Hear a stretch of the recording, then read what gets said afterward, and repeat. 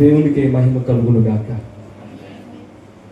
ఆయన నామముకే మహిమ ఘనత ప్రభావములు యుగ యుగములు కలుగును గాక. ఈ సమయంలో నేను ఇక్కడ ఉండడానికి దేవుడు ఇచ్చిన మంచి సమయాన్ని బట్టి నేను దేవుని స్తుతిస్తున్నానండి. నన్ను ప్రేమతో ఆహ్వానించిన పాస్టర్ గారు నగేష్ పాల్ గారు ప్రత్యేకమైన వందనాలు. అలాగే వేదిక మీద ఉన్న దైవజనులందరికీ ప్రత్యేకమైన వందనాలు.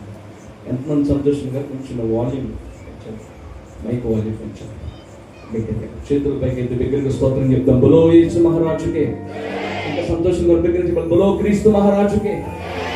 సరిపోతుందండి, పరలోకమైన పడాలి దగ్గర. హల్లెలూయా, హల్లెలూయా. ఇది ఆఖరి దినం అని చెప్పారు ఉపవాస ప్రార్థనలకు. ఖచ్చితంగా దేవుడు మీ ప్రార్థనలకు దేవుడు జవాబు దయచేయను గాక. మీరు అడుగు వాటన్నిటికంటే ఊహించే వాటన్నిటికంటే అత్యధికంగా దేవుడు మీ జీవితంలో చేయను గాక. దగ్గరగా స్తోత్రం చెప్పండి. హల్లెలూయా, బలో యేసు మహారాజుకే. బలో క్రీస్తు మహారాజుకే. నా స్వరం వెనుకల వారికి వినపడుతుందండి? వినపడుతుంది వెనుకల వారికి? Is it audible? ఓకే. అందరు లేచి నిలబడి దేవుని వాక్యాన్ని చదువుకుందాం. నేను వాక్యాన్ని ప్రకటన గ్రంథము 4వ అధ్యాయం.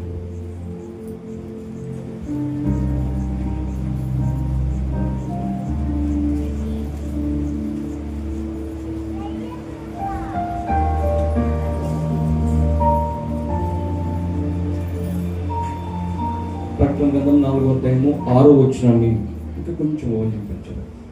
6వ వచనాన్ని అందరూ ఎలుగెత్తి దయచేసి అందరూ కూడా బైబిల్ గ్రంథాన్ని తీసి, ఆది యందు వాక్యం ఉండెను, వాక్యము దేవుని యొద్ద ఉండెను, వాక్యమే దేవుడే ఉండెను కనుక, వాక్యమే దేవుడు కనుక వాక్యాన్ని గౌరవించండి. దయచేసి ప్రతి ఒక్కరూ ఈ వచనాన్ని చదవవలసిందిగా తెలియజేస్తుంది. చదవండి బిగ్గరగా. మరియు ఆ సింహాసనం ఎదుట స్ఫటికమును పోలిన గాజు వంటి సముద్రం ఉన్నట్టు ఆ సింహాసనమునకు మధ్యను సింహాసనం చుట్టూను ముందు వెనుక కన్నులతో నిండిన 4 జీవులు ఉంటాయి. బిగ్గరగా చదవాలి. 7వ వచనం. మొదటి జీవి సింహము వంటిది, రెండవ జీవి భూమ వంటిది, మూడవ జీవి మనుష్యుని ముఖము వంటి ముఖము కలిగి, 4వ జీవి ఎగురుచున్న పక్షిరాజు వంటిది. కళ్ళు మూసుకొని చిన్న ప్రార్థన. దేవవాక్యమైన దేవుడిగా మీరు మాత్రం అందరికి మీ దోషులు ప్రార్థన చేస్తున్నారు. మీ నామముకే మహిమ కలగలయ్యా తండ్రి. నేను మాట్లాడితే నిష్ప్రయోజనం, నేను మాట్లాడితే నిష్ప్రయోజనమునైనా మానవ స్వరమును వరకు చేసి దైవ స్వరమును వినిపింపచేయండి. నేను అల్పుడు అయోగ్యుడు నన్ను మీ సిలువ చోట్ల మరుగుపరిచి మా అందరితో మీరు మాట్లాడండి అయ్యా. పరిశుద్ధాత్మ దేవ, మీరు మాట్లాడితేనే మేము ఫలించబడతామయ్యా, మీలో ఫలిస్తామయ్యా తండ్రి. ఈ మర్మయుక్తమైన ఈ వాక్యమును ప్రతి ఒక్కరికి అర్థమవునట్లు, ప్రతి ఒక్కరికి అర్థమవునట్లు మీ సహాయాన్ని కోరుకుంటున్నాను. అందరూ ఒక్క నిమిషం ప్రార్థించండి. దేవ నాతో మాట్లాడండి అని ప్రార్థించండి. దేవ నాతో మాట్లాడండి, దేవ నాతో మాట్లాడండి అని ప్రార్థించండి. దేవ నాతో మాట్లాడండి అని ప్రార్థించండి. దేవ నాతో మాట్లాడండి.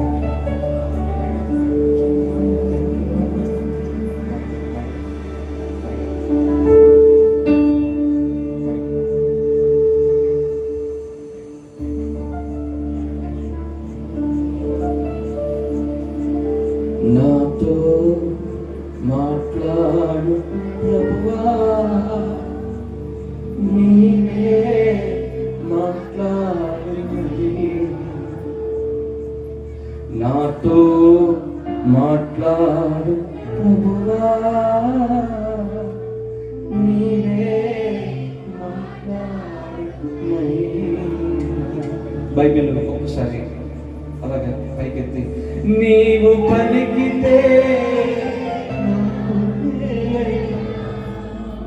నీవు పలికితే నాకు మేలయ్యా, నీ దర్శనమే నాకు చాలయ్యా, నీ దర్శనమే నాకు చాలయ్యా.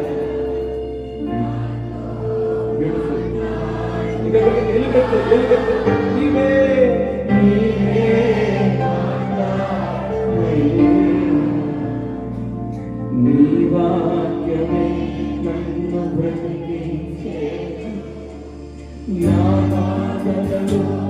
నెమ్మదినిచ్చేది నీ వాక్యమే బ్రతికించేది నా వేదనలో నెమ్మదినిచ్చేది. నీవు పలికితే నీవు పలికితే నీవు పలికితే నీ దర్శనమే నాకు చాలయ్యా. నీ దర్శనమే నాకు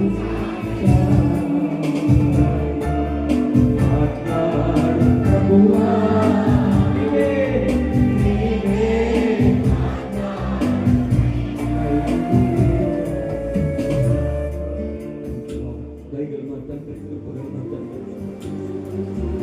రక్తాన్ని చేతుపట్టుకుని ధైర్యంతో మీ కృపాసనం వద్దకు వచ్చుచున్నామయ్యా. ప్రతి ఒక్కరితో మీరు మాట్లాడి బలపరిచి నడిపించండి.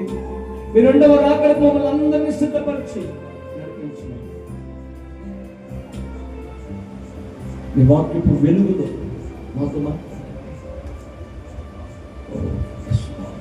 మీ వాక్కు వెన్నడగుట తోడని వారికి వెలుగు కలిగినని మీ మాటలు జ్ఞాపకం చేస్తారు. ప్రతి ఒక్క బోధనలో మీ వెలుగును ప్రకాశించండి.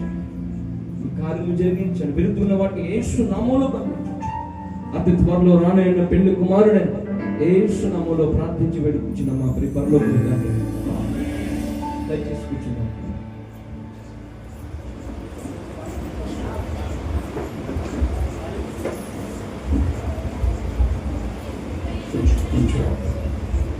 మన ప్రభువును రక్షకుడైన యేసుక్రీస్తును మీ అందరికీ మరొకసారి శుభం కలుగును గాక.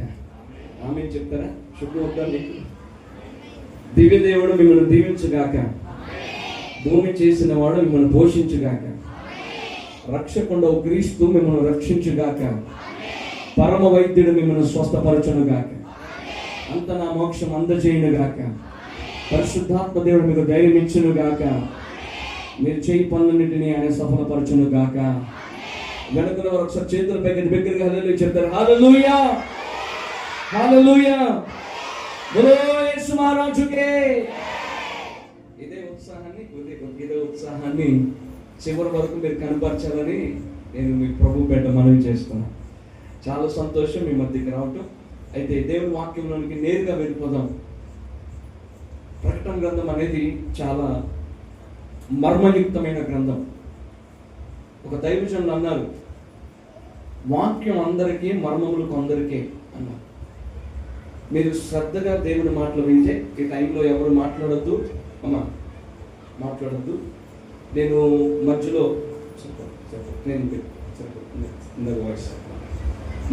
మిమ్మల్ని లేపి అడుగుతాను, నేను ఏ వాక్యం చెప్తున్నానని కూడా అడుగుతాను. కనుక చాలా జాగ్రత్తగా ఉండాలి. శ్రద్ధ గలవాడు ఐశ్వర్యవంతుడు అవుతానని ఉంది బైబిల్.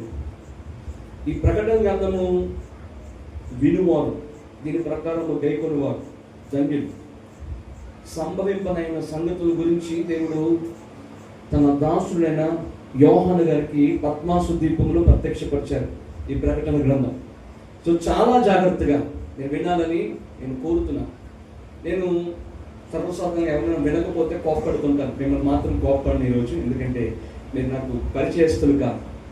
4 వారాల క్రితం ఇలాగే వాక్యం వినట్లేదు ఒక సహోదరి. వాక్యం వినకపోతే లేచి నిలబెట్టి నేను అందరి ముందే కోపపెడతాను. ఎందుకంటే వినుట వలన విశ్వాసం కలుగుతుంది. ఇలా చాలామంది క్రైస్తవులు అభివృద్ధి చెందకపోవడానికి కారణం అన్ని విషయాల్లో ఆత్మలో వర్ధిల్లకుండా, అన్ని విషయాల్లో వర్ధిల్లకుండా ఉండటానికి కారణము వాక్యాన్ని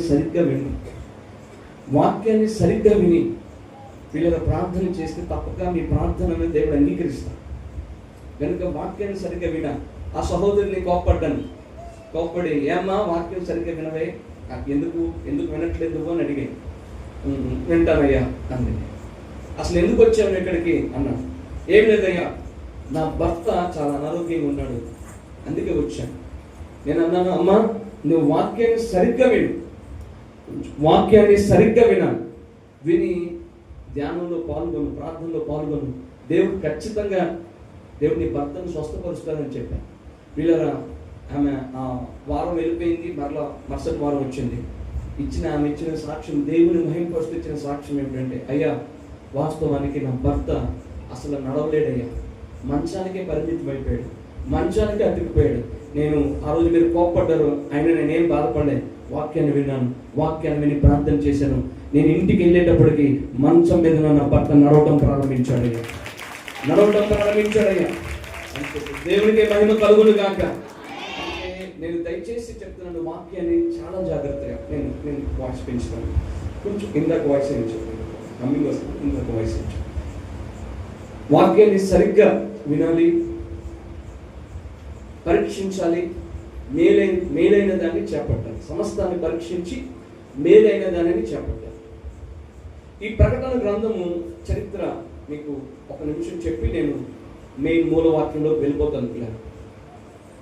క్రీస్తు శకం 92 సంవత్సరంలో, క్రీస్తు శకము 92 ఆ సంవత్సరంలో డొమిషన్ అనే చక్రవర్తి క్రైస్తవులు అని చెప్తే చాలు భయంకరంగా హింసిస్తుండేవాడు.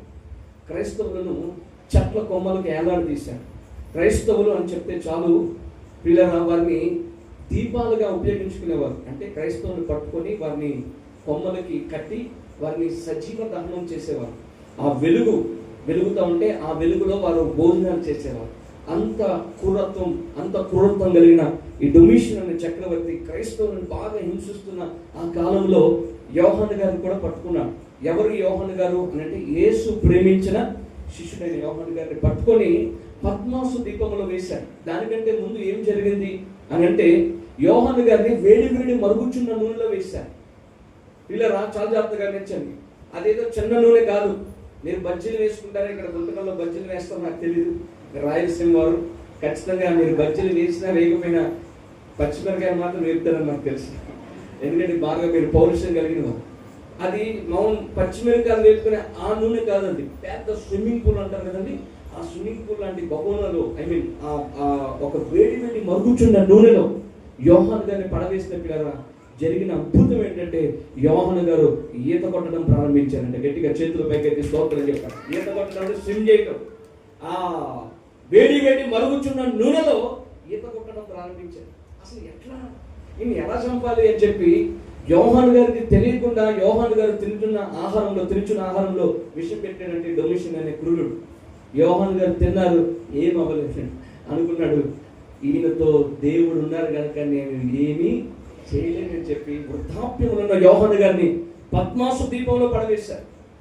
ద్వీపం అనగా చుట్టూ సముద్రం, ఏ జీవి సంచరించదు, తినడానికి ఆహారం ఉండదు. అలాంటి పరిస్థితిలో, భయంకరమైన పరిస్థితుల్లో ఈ ప్రకటన గ్రంథ ప్రత్యక్షతను యేసుక్రీస్తు ప్రభువారు యోహాను గారికి అనుగ్రహించారు. బిగ్గరగా స్తోత్రం చెప్పండి. హల్లెలూయా, బోలో యేసు మహారాజుకే.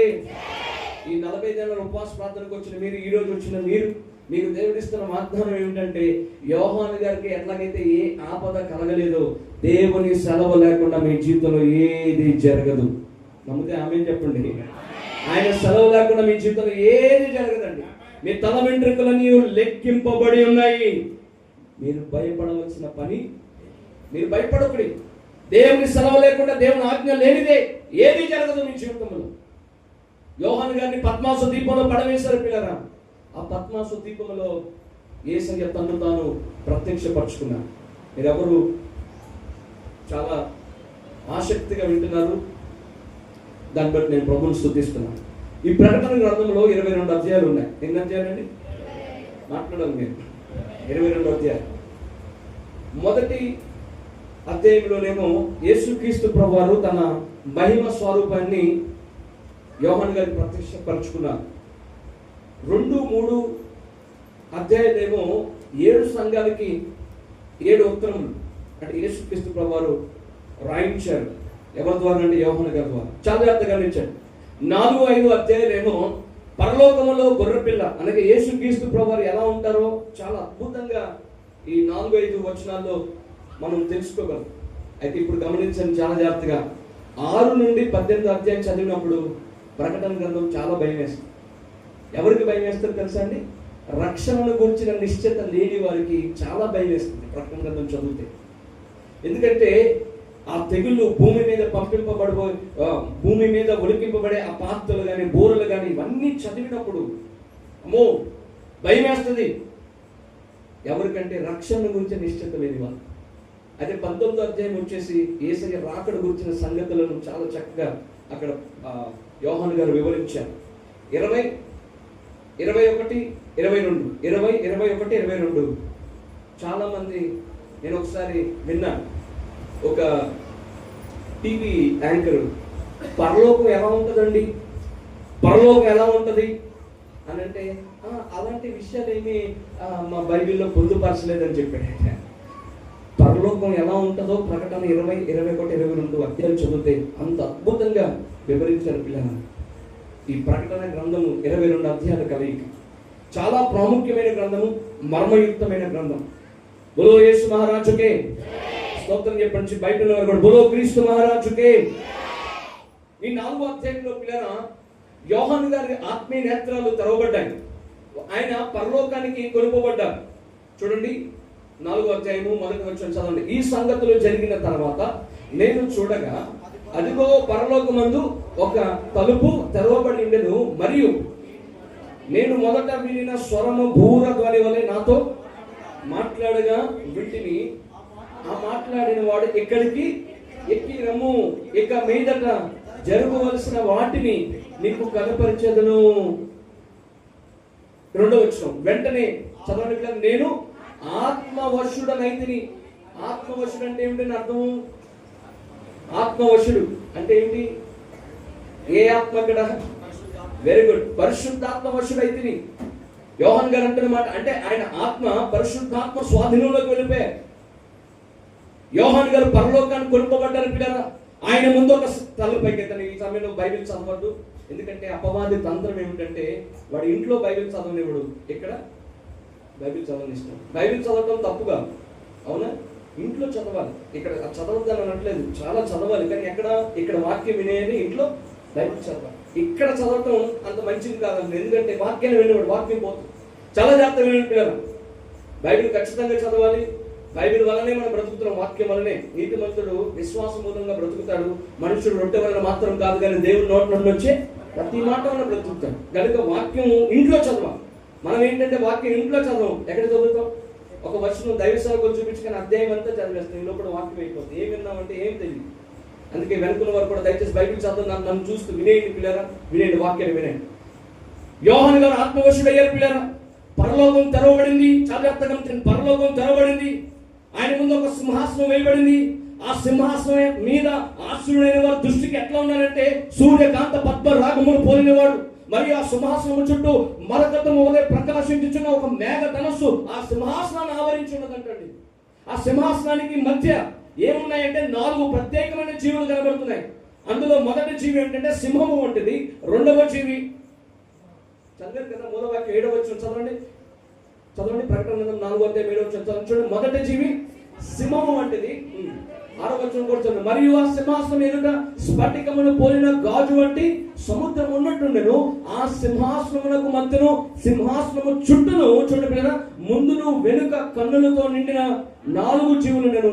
ఈ మాట దగ్గరగా చదవండి. 7వ వచనం. మొదటి జీవి సింహం వంటిది. Very good. రెండవ జీవి దూడ వంటిది. మూడవ జీవి మనుష్యుల ముఖము వంటి ముఖము కలిగినది. 4వ జీవి ఎగురుచున్న పక్షిరాజు వంటిది. వీళ్ళ సింహాసనానికి మధ్య 4 ప్రత్యేకమైన జీవులు ఉన్నాయంటండి. ఆ సింహాసనం ఎదుట స్ఫటికమును పోలిన గాజు వంటి సముద్రము, అలాగే ఆ సింహాసనములకు మధ్యను సింహాసనము చుట్టూను అంటే సింహాసనం ఆవరించున్న ఈ 4 జీవులు. ఈ 4 ప్రత్యేకమైన జీవులు చూడటానికి ఎలా ఉన్నాయంటే సింహము వంటిది అంటాం మొట్టమొదటి జీవి. రెండవది దూడ వంటిది. Very good. మూడవది మనుష్యుల ముఖము వంటిది. 4వది ఎగురుచున్న పక్షిరాజు వంటిది. అసలు ఏంటండి ఈ వింత ఆకారాలు ఏమిటి పరలోకంలో? వింటున్నారా?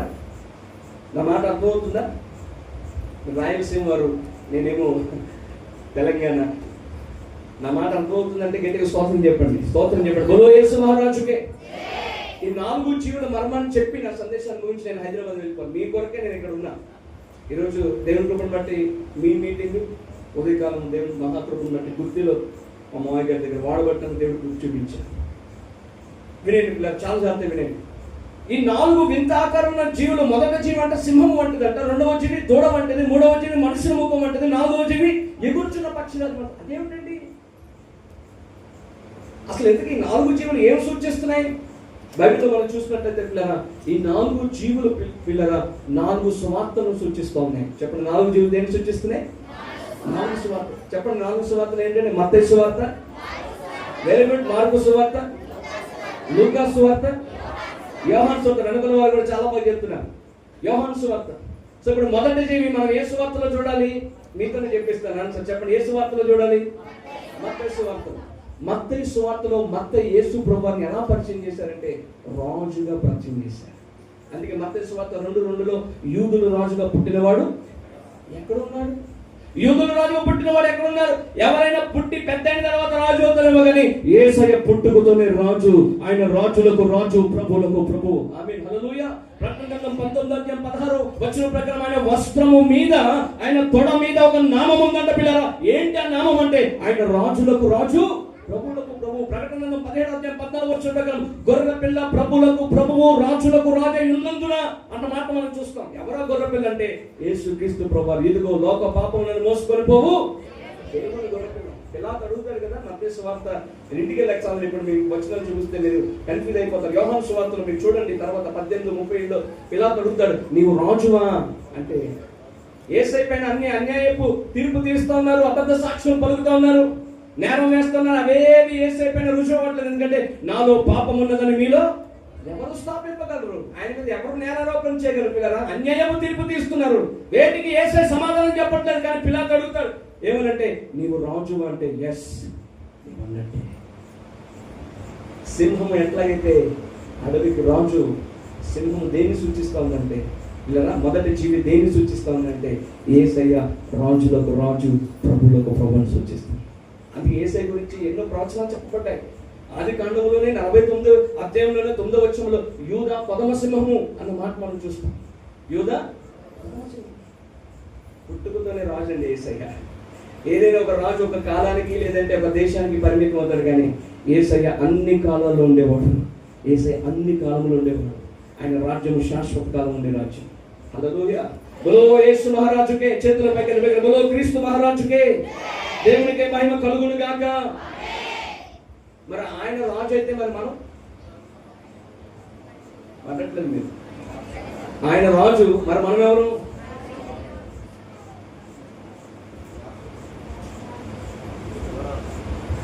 ఇంకో విషయం చెప్పనండి, ఆయనను రాజుగా ఎవరైతే కలిగి ఉంటారో, పేతురు రాసిన మొదటి పత్రిక 3:16 అందరూ చదవట్లేదా? పేతురు రాసిన మొదటి పత్రిక 3:16 చదివేది నేను ముగించేస్తాను త్వరగా ముందుకు. పేతురు రాసిన మొదటి పత్రిక 3:16 చదువు. మొదటి పేతురు 3:16 చూడండి. మొదటి పేతురు 3:16 చదవండి. మిమ్మల్ని హేతు అడుగు ప్రతి వానికి సాత్వికముతోను ఎల్లప్పుడు సిద్ధముగా ఉండి చూడండి పిల్లరా, మీ హృదయముల యందు క్రీస్తును ప్రభువుగా ప్రతిష్ఠించుడి. బలో యేసు మహారాజుకే, దేవునికే మహిమ కలుగును గాక. బిగ్గరగా చేతులపై బలో యేసు మహారాజుకే. సామెత గ్రంథం 3:6లో పిల్లరా, మీ సమస్త ప్రవర్తన, మీ ప్రవర్తన అంతటి యందు ఎవరి అధికారాన్ని ఒప్పుకోవాలి? ఆయన అధికారాన్ని ఒప్పుకోవాలంటే రాజు ఎవరు? యేసయ్య. మనం ఏమనాలి? ప్రభా, నా ప్రవర్తన అంతటి యందు మీ అధికారాన్ని ఒప్పుకుంటున్నాను. చాలా మంది యేసయ్యను దేవుడిగా కలిగి ఉంటారు, కానీ రాజుగా కలిగి ఉంటారు. హృదయం యందు క్రీస్తుని ప్రభువుగా, అంటే ప్రభు అంటే పరిపాలకుడు పిల్లరా. ప్రభు అంటే ఎవరు?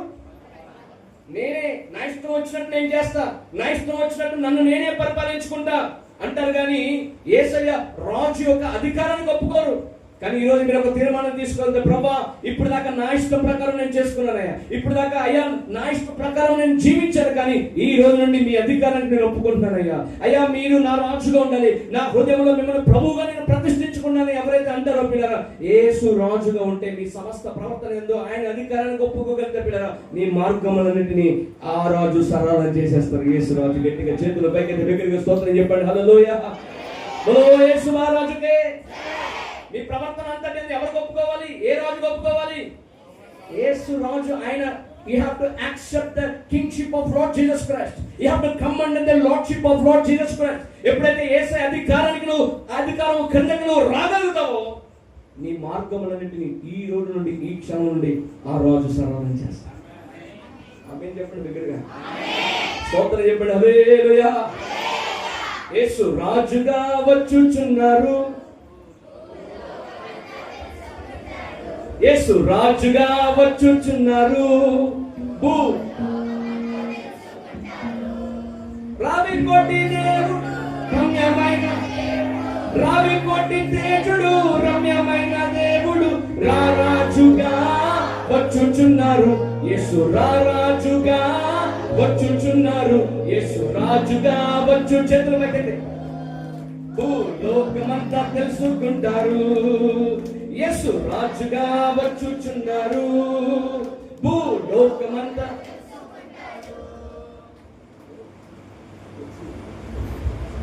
ఎంతమందికి వచ్చి పాట వచ్చా అయితే మరి పాడట్లేదండి. కొంతమంది కరోనా అని ఇంకా కరోనా మాయలో ఉన్నట్టు. కరోనా ఎంతమంది జీవితాలను పాడు చేస్తుందో మనకు తెలుసు. దేవుడు మేము సజీవ లెక్కలో ఉంచారంటే ఆయన మహిమపరుస్తాడు. చేతుల దగ్గర యేసు రాజుగా వచ్చుచున్నారు. యేసు రాజుగా వచ్చుచున్నారు. లోకమంతా చేతుల దగ్గర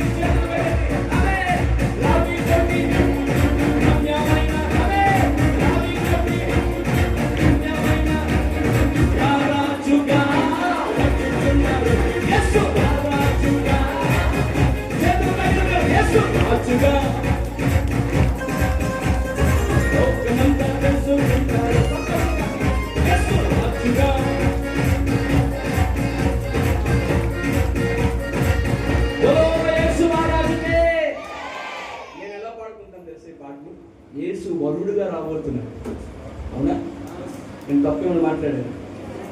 యేసయ్య పెళ్లి కుమారుడుగా రాబోతున్నాడు. ఎక్కడికంటే ఆకాశ మండలానికి. ఆర్భాటంతో ప్రధాన దూత శబ్దముతో దేవుని బోరుతో పరలోకం నుండి ప్రభు దిగి వచ్చినప్పుడు ఎవరైతే సిద్ధపడ్డారో వారిని తీసుకెళ్ళడానికి, అందరినీ కాదు, ఎవరైతే ఆయన అధికారానికి వచ్చారో వాళ్ళందరినీ తీసుకెళ్ళడానికి యేసయ్య పెళ్లి కుమారుడుగా రాబోతున్నాడు. మరి విడవబడిన వారి పరిస్థితి ఏమిటంటే భయంకరమైన శ్రమ ఉంది. 7 ఏళ్ళు భయంకరమైన శ్రమ భూమి మీద. ముందు మనిషికి అక్కడ చూడని శ్రమని భూమి మీద కురిపించబడిపోతున్నాయి. నా 2 చేతులు జోడించి చెప్తాను, మీకు ఎవరు శ్రమలకు పాలవ్వకూడదు, ఎవరు విడవడకూడదు. యేసయ్య రాకుడు ఎత్తబడాలంటే ఆయన రాజు కింద మీరు గుర్తెరగాలి. You have to come under the lordship of Jesus Christ. ఆయన అధికారానికి మీరు ఒప్పుకోవాలి. ఆమేన్. హల్లెలూయా. 7 ఏళ్ల తర్వాత ఏమవుతుంది? ఆకాశ మండలానికి ఏమో పెళ్లి కుమారుడు యేసయ్య రాబోతున్నారు. 7 ఏళ్ల తర్వాత నీకు చెప్పాను కదా ఇందాక, రాజులకు రాజుగా ప్రభువులకు ప్రభువుగా ఈ భూలోకాన్ని 1000 సంవత్సరాలు ఏలుటకు యేసయ్య రాబోతున్నారు. ఏ ఒలీవల కొండపై నుండి అయితే యేసయ్య ఆరోహణమయ్యారో అదే ఒలీవల కొండపైకి ఆయన ఆరోహణమై రాబోతున్నారు. పిల్లరా, ఆయన వచ్చినప్పుడు ఒలీవల కొండ బద్దలవబోతుంది.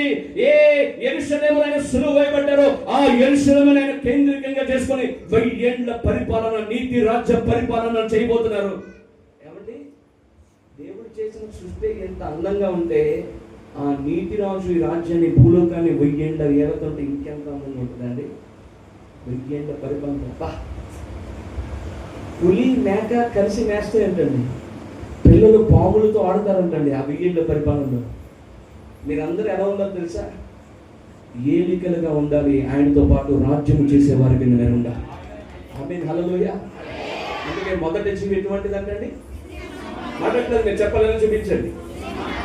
ఆప్ ఉంగ్లీ దిక్కావు. నాకు హిందీ కొంచెం బాగా వచ్చు. ఒకసారి మా మామయ్య గారు నన్ను ముంబై పంపించారు. నాకేమో హిందీ రాదు సరిగ్గా, వారికేమో తెలుగు రాదు. ఏం చెప్పాలో తెలీదు. ట్రాన్స్లేటర్ ఉన్నారు కానీ ఒక మాట వచ్చి ఆ పొంగి దిగ్గం అంటే మీ చేయి చూపించండి అని అర్థం. మొత్తానికి వారు పడవల మీద వచ్చి దేవుని వాక్యాన్ని విని రాత్రంతా వారి వాక్యాన్ని విని వెళ్ళిపోయారండి. నిజంగా దేవుని స్తుతించాను. ఎంత ఆసక్తితో చెప్పండి. చేతుల పైకి. మొదటి జీవి ఎటువంటిది? సింహము వంటిది. చెప్పండి. మొదటి జీవి ఎటువంటిది? సింహము వంటిది. సింహము. ఆ మొదటి జీవి దేన్ని సూచిస్తా ఉంది అని అంటే యేసయ్య. చెప్పండి. రాజులకు రాజు. చరిత్రలో ఒక అద్భుతమైన మాట దొరుకుతుంది. యేసయ్య ఆయన రాజు గురించి అని చెప్పడానికి ఈ మాట మిమ్మల్ని ప్రోత్సాహపరచడానికి చెప్తున్నాను. యేసయ్య చనిపోయారు కదా కలువరి శిలువలో, మీరు నమ్ముతున్నారా? ఆయన మృతి నందును లేఖనముల ప్రకారం ఆయన మృతి నందు, అదే మన విశ్వాసం. ఆయన చనిపోయినాక ఎవరైనా చనిపోతే, మీ గుంటకల్లో ఎవరైనా చనిపోతే ఫస్ట్ చనిపోయిన వ్యక్తి మీద ఏం తీసుకోవాలంటే డెత్ సర్టిఫికేట్ తీసుకోవాలి. ఏం తీసుకోవాలండి? Death certificate. అవునా? ఎవరైనా చనిపోతే డెత్ సర్టిఫికేట్ తీసుకుంటారు కదా. అలాగే మరణ ధృవీకరణ పత్రాన్ని, యేసయ్య చనిపోయాడు అన్న పత్రాన్ని పిలాతు ఎక్కడ తీసుకెళ్తారంటే, శతాధిపతి పిలాతు దగ్గర తీసుకెళ్తారు. ఎందుకంటే అరిమథెయ యోసేపు మీకు తెలుసు. అరిమథెయ యోసేపు యేసు దేహమునేమని తెగించి అడుగుతాడు. అడిగితే ఎంతలోనే యేసయ్య చనిపోయారని ఆశ్చర్యపోయి పిలాతు శతాధిపతి వలన ఆ విషయం తెలుసుకొని అనంతరం బైబిల్లో శతాధిపతి వలన ఆ విషయాన్ని తెలుసుకొని శతాధిపతిని పిలిపిస్తాడు. ఆ శతాధిపతి పేరు లాజరస్. చరిత్రలో ఉంటుంది, బైబిల్లో లేదు కానీ ఆ మాట లాజరస్ ఉంది ఆయన పేరు. లాజరస్ వస్తాడు. వచ్చి పిలాతు అడుగుతాడు లాజరస్ శతాధిపతిని, ఏమయ్యా యేసయ్య ఇంత త్వరగా చనిపోయారంటే? అవును సార్ చనిపోయారు సార్. ఈ పక్కన పిలాతు భార్య, ఆమె పేరు క్లౌడియా అండి. ఆమె పేరు క్లౌడియా. చరిత్రలో ఉంటుంది. ఎందుకంటే దేవుడు ఆమెతో మాట్లాడారు కలలో, ఏమని? ఆ నీతి మంత్రుల జోలికి అని మాట్లాడారు కదా. అనిపించి ఎవరిని? శతాధిపతి లాజరస్, యేసయ్య దగ్గర నుంచి చూసావు కదా, ఏంటి ఆయన గురించి అభిప్రాయం ఏమిటి అని అడుగుతున్నారు. అప్పుడు ఈ శతాధిపతి ఒక అద్భుతమైన సాక్ష్యం చెప్తారు. చాలా జాగ్రత్తగా నుంచి, అవును మేడం, నేను యేసయ్య దగ్గర నుంచి చూశాను మేడం. ఆయన చనిపోయినప్పుడు కుండలు బద్దలయ్యాయి మేడం. కుండలు బద్దలయ్యాయా? కొండలు బద్దలయ్యాయి. మనం చనిపోతే కొండలు కూడా బదలు, బండలు బద్దలయ్యాయి మేడం. అని చనిపోతే మీకు తెలుసు దేశమంతా చీకటి కమ్మేసింది, భూమి వణికింది మేడం. నేను దగ్గర నుండి చూశాను మేడం. ఆయన శిలువలో పలికిన 7 మాటలు కూడా నేను విన్నాను మేడం. శత్రువులను ప్రేమించమని ప్రార్థన చేశారు మేడం ఆయన. ఈ జరిగిన పరిస్థితులను బట్టి చూస్తుంటే నాకు అనిపిస్తుంది మేడం, అతడు ఖచ్చితంగా నిజముగా దేవుని కుమారుడు మేడం. అదే మేడం అప్పుడు చెప్పకూడదు అని ఒక అద్భుతమైన వార్త చెప్పాడంటే ఆమెకి. క్లౌడియా ఈ వార్త విని ఆమె కూడా క్రైస్తవురాలు అయిపోయింది. ఏం చెప్పాడని తెలుసండి మేడం? ఆయన బ్రతుకున్నప్పుడు చెప్పారంట, చనిపోయి 3వ దినాన్ని లేస్తానని. ఈ జరిగిన పరిస్థితులన్నిటి బట్టి చూస్తుంటే మేడం ఖచ్చితంగా ఆయన 3వ దినాన సమాధి గుండెను చీల్చుకొని తిరిగి లేస్తాడు మేడం. ఆయన బ్రతుకున్నప్పుడు కేవలం యెరూషలేము, సమరయ, యూదయ దేశంలో అందరికీ ఆయన సంచరించి సేవ చేశారు. కానీ ఒక్కసారి ఆయన సమాధి గుండెను చీల్చి లేస్తే పైకి ఆయన లేని దేశం ఉండదు, ఆయన లేని ప్రాంతం ఉండదు. కోట్ల కోట్ల కోట్ల కోట్ల మంది ప్రజలు యేసును రాజుగా ఆరాధిస్తారు, దేవుడిగా ఆరాధిస్తారని చెప్పాడంట. ఇప్పుడు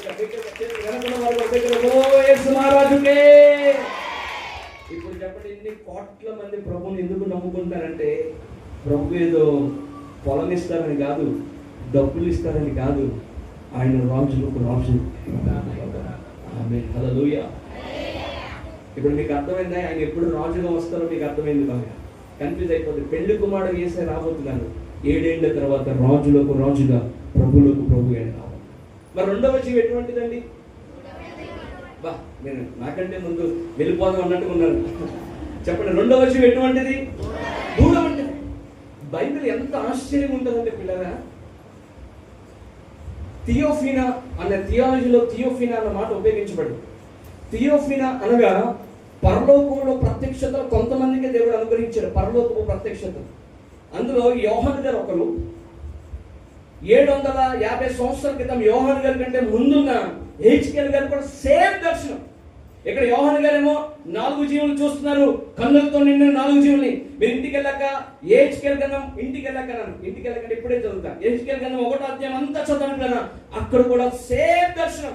అక్కడ కూడా 4 జీవులు, సింహాసనానికి చుట్టూ మధ్య 4 జీవులను చూస్తారు హెచ్కేల్ గారు. అసలు దేవుని ఆత్మ చూడండి కదా, ఇద్దరికి ఒకటే దర్శనం. చెప్పండి, ఇద్దరికి.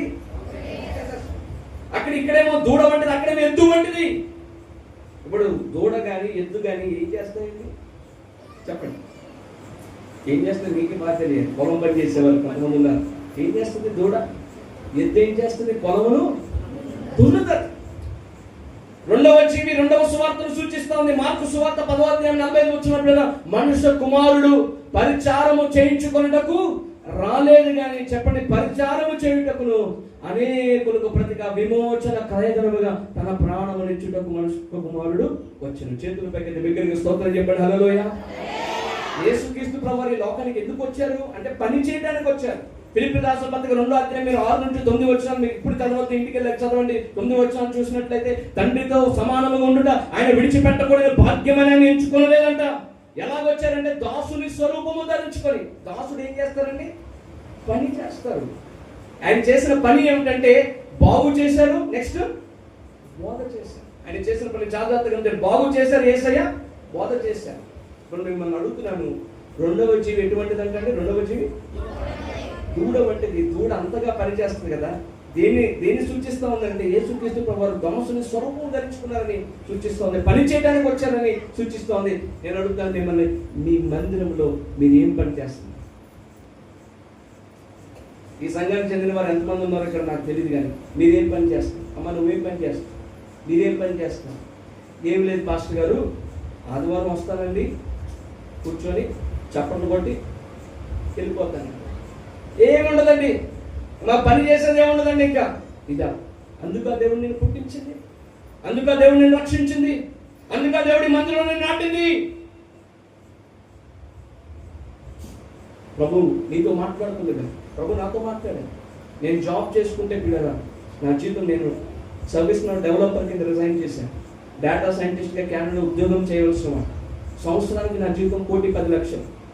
అయితే ఒక మాట ద్వారా నేను చాలా పట్టుబడ్డా. 40 దినాలు ఇలాగే ఉపవాస ప్రార్థన చేసుకుంటున్నాను.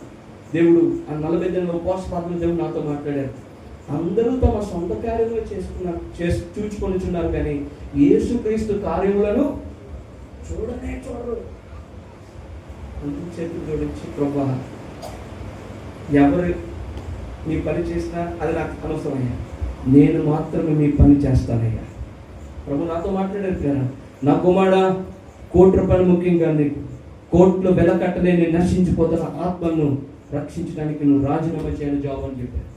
నాకు ఒక్కసారి గుండె డౌన్ అంది. ఎందుకంటే ఉద్యోగం విడిచిపెట్టడం కష్టం. నేను అప్పుడే పెళ్ళయింది నాకు. మా మావయ్య గారు అద్భుత్ కుమార్ అయ్య గారు, మరి పెద్ద కుమార్తె అద్భుత శ్రీరాన్ని నేను చేసుకున్నాను. ప్రభా, నేను అన్నాను, ప్రభా ఎట్లయినా పరిస్థితి, మరి నా భార్య పరిస్థితి ఏమిటి? ఎందుకంటే మేము మా తల్లిదండ్రుల మీద ఆధారపడకూడదని మేము నిశ్చయించుకున్నాం. మేము ఆధారపడం, ఏ అవసరం కూడా చెప్పాం. మరి ఎలా నా పరిస్థితి ఎట్లా, నా భార్య పరిస్థితి ఎట్లా అని అడిగా. ప్రభు అన్నారు, నువ్వు నా పని చేయి, నేను నీ పని చేస్తాను. ఆకాశ పక్షులు చూడు, విత్తవు, కోయవు, నేను వాటిని పోషిస్తాను, నేను నిన్ను కూడా పోషిస్తాను. ఆ రోజు నుండి ఈ రోజు వరకు ఆయన పోషిస్తూనే ఉన్నారు మమ్మల్ని. మీరు ప్రభు కొరకు నిలబడితే మీ కొరకు ఆయన నిలబడతారు. మీరు ప్రభు పని చేస్తే మీ పని ఆయన చేస్తారు. మా నాన్నగారు కమిషనర్ ఉండవలసిందే. ప్రభు రిజైన్ చేయమని చెప్తే కల్లో కనబడి రిజైన్ చేస్తారు. అందరూ అన్నారు, మా నాన్నగారు నన్ను ఉన్నారు, నీవు మీ నాన్న అడుక్కు తింటారన్నారు. చాలా గుండెలు కోసేసింది ఆ మాట. ఒక మాట చెప్పనుంటారా, దేవుడు ఎప్పుడు కూడా అడుక్కు తినే వారికి చేయలేదు, కానీ అనేక కుటుంబాలను పోషించేటట్టుగానే దేవుడు చేశారు. పాపం చెప్పడం వెనుకున్న వారు చేతులు పెట్టి హల్లెలూయా. రెండవ జీవి దూడ వంటిది, అనగా పని చేస్తుంది దూడ. యేసుక్రీస్తు ప్రభువు కూడా ఈ లోకానికి వచ్చి ఆయన చేసిన పనులు ఏంటంటే ఆయన బోధ చేశారు. పరలోక రాజ్యము సమీపించినది, మారు మనసు పొందని సువార్త, పేదలకు సువార్త ప్రకటించారు. మరి నీవేం చేస్తున్నావు? ప్రభువుని కలిగిన వ్యక్తిగా నీవేం చేస్తావు? నీ వల్ల ఒక్క ఆత్మైనా, ఆంధ్ర క్రైస్తవ కీర్తనలో ఒక మాట ఉంటుంది, ఒక్క ఆత్మనైనా నేను రక్షించుట యేసువా, వట్టి చేతులతో నిన్ను దర్శించుట తగునా. ఏమండి, దేవుడు మీకు ఇంత ఆయుష్కాలం ఇచ్చారు. 30 సంవత్సరాలు, 40 సంవత్సరాలు, 50 సంవత్సరాలు, 60 సంవత్సరాలు దేవుడి పని ఏం చేశారు? దేవుడి కొరకు నీ వల్ల ఒక్క ఆత్మైనా రక్షించగలిగా. ఫోన్ కొనుక్కుంటే, మా నాన్నగారు అంటారు, ఫోన్ కొనుక్కుంటే అందరికీ చెప్తావు, కుమారుడు పెళ్ళి అయితే అందరికీ చెప్తావు, కుమారుడు 10th క్లాస్ పాస్ అయితే అందరికీ చెప్తావు. యేసయ్య నీ కొరకు వచ్చారని, నీ పాపల కొరకు చనిపోయారని ఒక్కరికైనా చెప్పావా? నిజంగా యేసయ్య గొప్పతనం తెలుస్తండి. మిమ్మల్ని ఓడండి, చర్చి ఓడవండి, చూడవండి అని చెప్పాల్సిన పని లేదు. మీకు మీరే పరిగెడతారు. ప్రార్థనకు రండి అని చెప్పాల్సిన పని లేదు, మీరే వచ్చేస్తారు. యేసు నామములో మీరు దేవుని పని చేయుదురుగాక. మీ సొంత పనులతో పాటు దేవుని పనిని కూడా మీరు చేయుదురుగాక. సంఘంలో ఉన్న ఏదైతే బాధ్యత దేవుడు మీ పైన పెట్టారో ఆ బాధ్యతను మీరు నిర్వర్తించుదురు గాక. నేను విన్నా నాగేష్ బాబు గారు పని చేస్తానని విన్నా. ఆయన పని చేస్తూ మీకు భారముగా ఉండకూడదని ఆయన పని చేస్తూ చూడండి. నాకు ఎంత వస్తున్నప్పుడు అదే నేను అనుకున్నాను, సంఘస్థులకు భారంగా ఉండకూడదని పౌలు గారు అంటారు కదా, అట్లనే ఏమిటి భారంగా ఉండకూడదని ఆయన పని చేస్తూ మీ కొరకు ఆయన ప్రయాసపడుతున్నారు. మరి మీ బాధ్యత, what is your responsibility in the church? ఒక్క ఆత్మనైనా నువ్వు చేయవలసింది చాలా ఉంది. నువ్వు దేవుడికి ఉపయోగపడాలి. ఎవరికి ఉపయోగపడాలి? దేవుడికి ఉపయోగపడాలి. దేవునికి మాత్రమే ఉపయోగపడాలి. అలాగే దేవునికి ఉపయోగపడితే మనుషులకు కూడా నువ్వు ఉపయోగపడతావు. గట్టిగా చేతుల పైకి ఎత్తి స్తోత్రం చెప్పండి. బలో యేసు మహారాజుకే, దేవునికి మహిమ కలుగును గాక. మీరు ఇంటికి వెళ్ళి చదువుకుంటున్నారు. పేతురు రాసిన 1:4-10. నేను ఎందుకు ఫాస్ట్గా చెప్తానంటే నేను రాసుకోకూడదని చెప్తాను, ఎందుకంటే రాసుకుంటే త్వరగా మీరు దృష్టి పోతుందని. హెబ్రీయులకు రాసిన పత్రిక 13:2, గలతీయులకు రాసిన పత్రిక 6:2 నియమము ఏమిటంటే ఒకరినొకరు మనం ఉపచారం చేసుకోవాలని పేతురు గారు అంటారు. ఒకరినొకరు మనం ఉపకారం చేసుకోవాలి. నేను పిల్లరా ఆఫీస్ చేస్తున్నప్పుడు కూడా, ఆఫీస్కి వెళ్తున్నప్పుడు కూడా, సాఫ్ట్వేర్ ఇంజనీర్గా పనిచేస్తున్నప్పుడు కూడా కరపత్రాలు పంచుతుండేవాడు. ఎవరైనా దైవ శాఖలు వస్తే వారి పోస్టర్లు అతికిస్తుండేవాడు. చర్చిలో బాత్రూమ్లు కడిగేవాడు. ఒక మాట చెప్పినవాడు, ప్రభు నన్ను ప్రయాస ఎప్పటికీ ఎప్పుడు కాదు. ఎంత దేవుడు మహాప్రభు తెలుసా పిల్లరా? నేను పోస్టర్లు అతికించేవాడిని. దేవుడు ఎంత భాగ్యం ఇచ్చాడు ఈ దీనుడికి అల్పుడి కంటే. ఈరోజు నా పోస్టర్లు అతికించేటట్టుగా దేవుడు దీవించాడు. అంటే పని చేసినోడికే ప్రమోషన్, అంతేనా? నేను పనులకు వెళ్తానేమో, పని చేసిన వాళ్ళకే ప్రమోషన్. మీరు పని చేస్తే దేవుడు మీకు ప్రమోషన్ ఇస్తుంది. ఏ శ్రమంలో దేవుడు మీకు ప్రమోషన్ ఇచ్చును గాక. చేతులు పైకి బలో యేసు మహారాజుకే. ప్రభు పని చేయాలి. ప్రభు పని. అదే నా తండ్రి పని మీద ఉన్నదని మీకు చెప్పండి, తెలియదా? 12 సంవత్సరాల ప్రాయంలో యేసయ్య అంటున్నమాట, నా తండ్రి పని మీద ఉన్నా, నా తండ్రి పని మీద ఉండాలని మీకు తెలియదా? దేవుని పని చేయట్లేరా? ఉన్నతంగా దీవించబడింది. మీ పిల్లలకు కూడా దేవుని పనిని నేర్పించండి. ఏం నేర్పించాలి మీ పిల్లలకి? దేవుని ఎరగని దుష్టతరం రాబోతుంది. తల్లిదండ్రులకు మీ బాధ్యత ఏంటంటే, రే పనిచేయరా, చర్చిలో మందిరంలోకి వెళ్ళి పనిచేయరా, అది ఉడవరా, ఇది ఉడవరా, కష్టపడరా, దైవ శాఖలను తిరగరా అని చెప్పాలి. అలాంటి తల్లిదండ్రులు ఇప్పుడు ఎలా అయిపోయారంటే, మా పిల్లలు అంటావా మీరు? ఇలాంటి వాళ్ళు ఉన్నారా లేదా? మా కుమారుడు దొరికాడా మీకు? అలా ఉండదు. దేవుని పని చేయుదురు గాక. హల్లెలూయా. బలో యేసు మహారాజుకే, దేవునికి మహిమ కలుగును గాక. మూడవ జీవి చెప్పండి, ఎటువంటిది? Very good. మనుషులు. మొదటి జీవేమో సింహం వంటిది, రెండవ జీవి దూడ వంటిది. Very good. మూడవ జీవి యేసు వార్తలు చూడాలి. ఇప్పుడు మూడవ జీవి లూకా సువార్త 19:10 నశించిన దానిని చెప్పండి వెతకి రక్షించుటకు మనుష్య కుమారుడు లోకానికి వచ్చెను. లేఖనాన్ని చదివిస్తే రోమన్ రాసిన పత్రిక 3:23 ఏ భేదము లేదు, అందరూ పాపం చేసి దేవుడిని గురించి మహిమను పొందలేకపోతున్నారు. ఎందుకంటే మనుషుడు పాపము వలన నశించిపోతున్నాడు, శాపం వలన నశించిపోతున్నాడు. నీతిమంతుడు లేడు, ఒక్కడు లేడని రోమన్ రాసిన పత్రిక 3:11 మనం చూస్తాం. దేవుని వెతుకు వారు ఎవరూ లేరంటే అందరూ బొత్తిగా పనికి మాలిన వారే అని ఆ మాట మనం చూస్తామండి. చాలా మంది యేసయ్య విదేశీ దేవుడు అంటారు, అమెరికా దేవుడు అంటారు. నేను వాళ్ళని అడుగుతాను ఒక మాట, సూర్యుడు భారతదేశానికే సూర్యుడా లేదంటే అమెరికా దేశానికి కూడా సూర్యుడా? మీరు ఎంత తెలివైన వారంటే, మా భారతదేశం వస్తుంది కనుక భారతదేశమే అంటారా? మరి అమెరికా వారు వేరే, అమెరికా సూర్యుడు అని పక్కన ఏమన్నా వేరే సూర్యుడు ఉన్నాడా? చెప్పండి. ప్రపంచానికి చెప్పండి ఒకటే సూర్యుడు. అలాగే దేవుడు కూడా ఒక్కడే. దేవుడు కూడా ఒక్కడే. దేవత్వం ఒక పరిపూర్ణత క్రీస్తు శరీరం అందు నివసించుచున్నదని మనం చూస్తాం. అవునా కదా? యేసు క్రీస్తు ప్రభువు ఈ లోకానికి ఎందుకు వచ్చారంటే, దేవుడు ఆయన 2000 సంవత్సరాల క్రితం ఆయన మహిమను విడిచిపెట్టి నశించిన దానిని వెతకి రక్షించుటకు, మతములు మార్చడానికి రాలేదు యేసయ్య, మనసును మార్చడానికి, మలినమైపోయిన పాపపూరితమైన బ్రతుకులను పరిశుద్ధమయముగా చేయడానికి యేసు క్రీస్తు ప్రభువు ఈ లోకానికి వచ్చారు. చాలా మంది యేసుని అపార్థం చేసుకుంటారు, మతాలు మార్చడానికి వచ్చారు. ఆయన మతస్థాపకుడికి రాలేదండి యేసయ్య. నేనే మార్గము సత్యము జీవం అన్నారు. పరలోక రాజ్యానికి ఆయనే మార్గము సత్యము జీవము. ఆయన ద్వారా తప్ప ఎవరు తండ్రి వద్దకు వెళ్ళారు. హల్లెలూయా. బిగ్గరగా బోలో యేసు మహారాజుకే. ఇప్పుడు నేను అడుగుతున్నాను, నీకు యేసయ్య తెలుసా?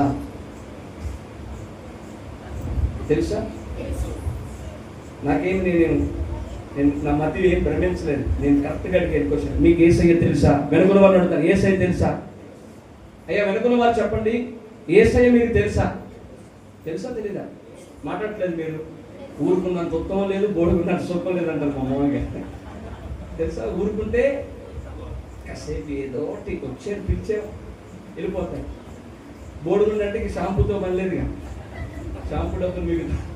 వెనుకల వారు అలా ఉన్నారు కొంతమంది అంతగా. చెప్పండి, యేసయ్య మీకు తెలుసా? మాకు సరిగ్గా చెప్పాలి, బయట ఉన్న వారు కూడా సమాధానం చెప్పాలి. యేసయ్య మీకు తెలుసా? ఇప్పుడు ఇంకో ప్రశ్న అడుగుతున్నాను, యేసయ్యకు మీరు తెలుసా? చాలా మంది ఆలోచిస్తున్నారు.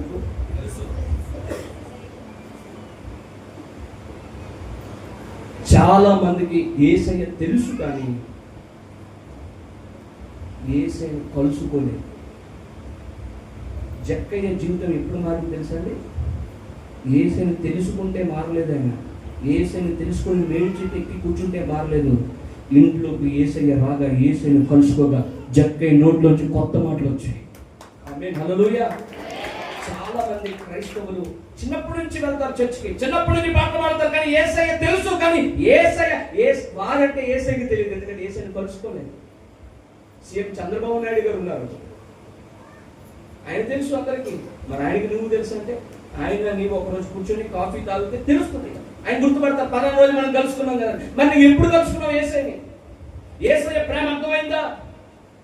యేసయ్య సిలువలో చూపించిన ప్రేమ పిల్లల దేవదాసయ్య గారు ప్రార్థన దర్శన పట్టుదలతారు ముంగుమూరు దేవదాస గారు అన్న మాట ఏంటంటే, యేసయ్య ప్రేమ కొంచెం అర్థమైందంటే పిల్లల మనం పిచ్చోలం అయిపోతాం.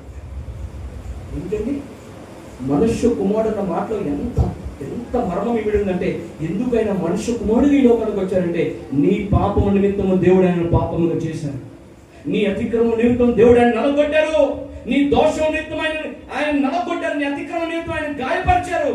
దేవుడు కలువరి సిలువలో నీ కొరకే అమ్మా, నీ కొరకే అయ్యా, నీ కొరకే యేసయ్య సిలువలో బలియాగం అయిపోయారు. కొంతమందికి అర్థం అవ్వట్లేదు, అందుకే మొబైల్ చూసుకుంటారు చాలా మంది. చర్చికి వచ్చి మొబైల్ చూసుకుంటారు. నేను అనుకుంటాను, ఆ మొబైల్ చూసుకునే వారికి దేవుని దగ్గర నుంచి ఒక SMS వచ్చి ఇదే నీ ఆఖరి రోజు అని. ఏంటి పరిస్థితి? ఎందుకు ఈ మాట అంటున్నారంటే, కొంతమందికి దేవుడు అంటే నిర్లక్ష్యం. మందిరానికి వచ్చి మొబైల్ చూసుకుంటారు. నేను మిమ్మల్ని అడుగుతున్నాను, ఇందాక యేసయ్య తెలుసా అని అడిగాను, యేసయ్యకు మీరు తెలుసా? అయ్యా వెనుకల వారికి చూడండి, నా వైపు చూడండి, యేసయ్యకు మీరు తెలుసా? ఏ పాప మెరుగని ఓ పావనామూర్తి, పాప విమోచకుండా నా పాలి దైవమా, నా పాపములకు ఈ పాటలు నొందినావా, నా పాపములకు ఈ పాటలు నొంది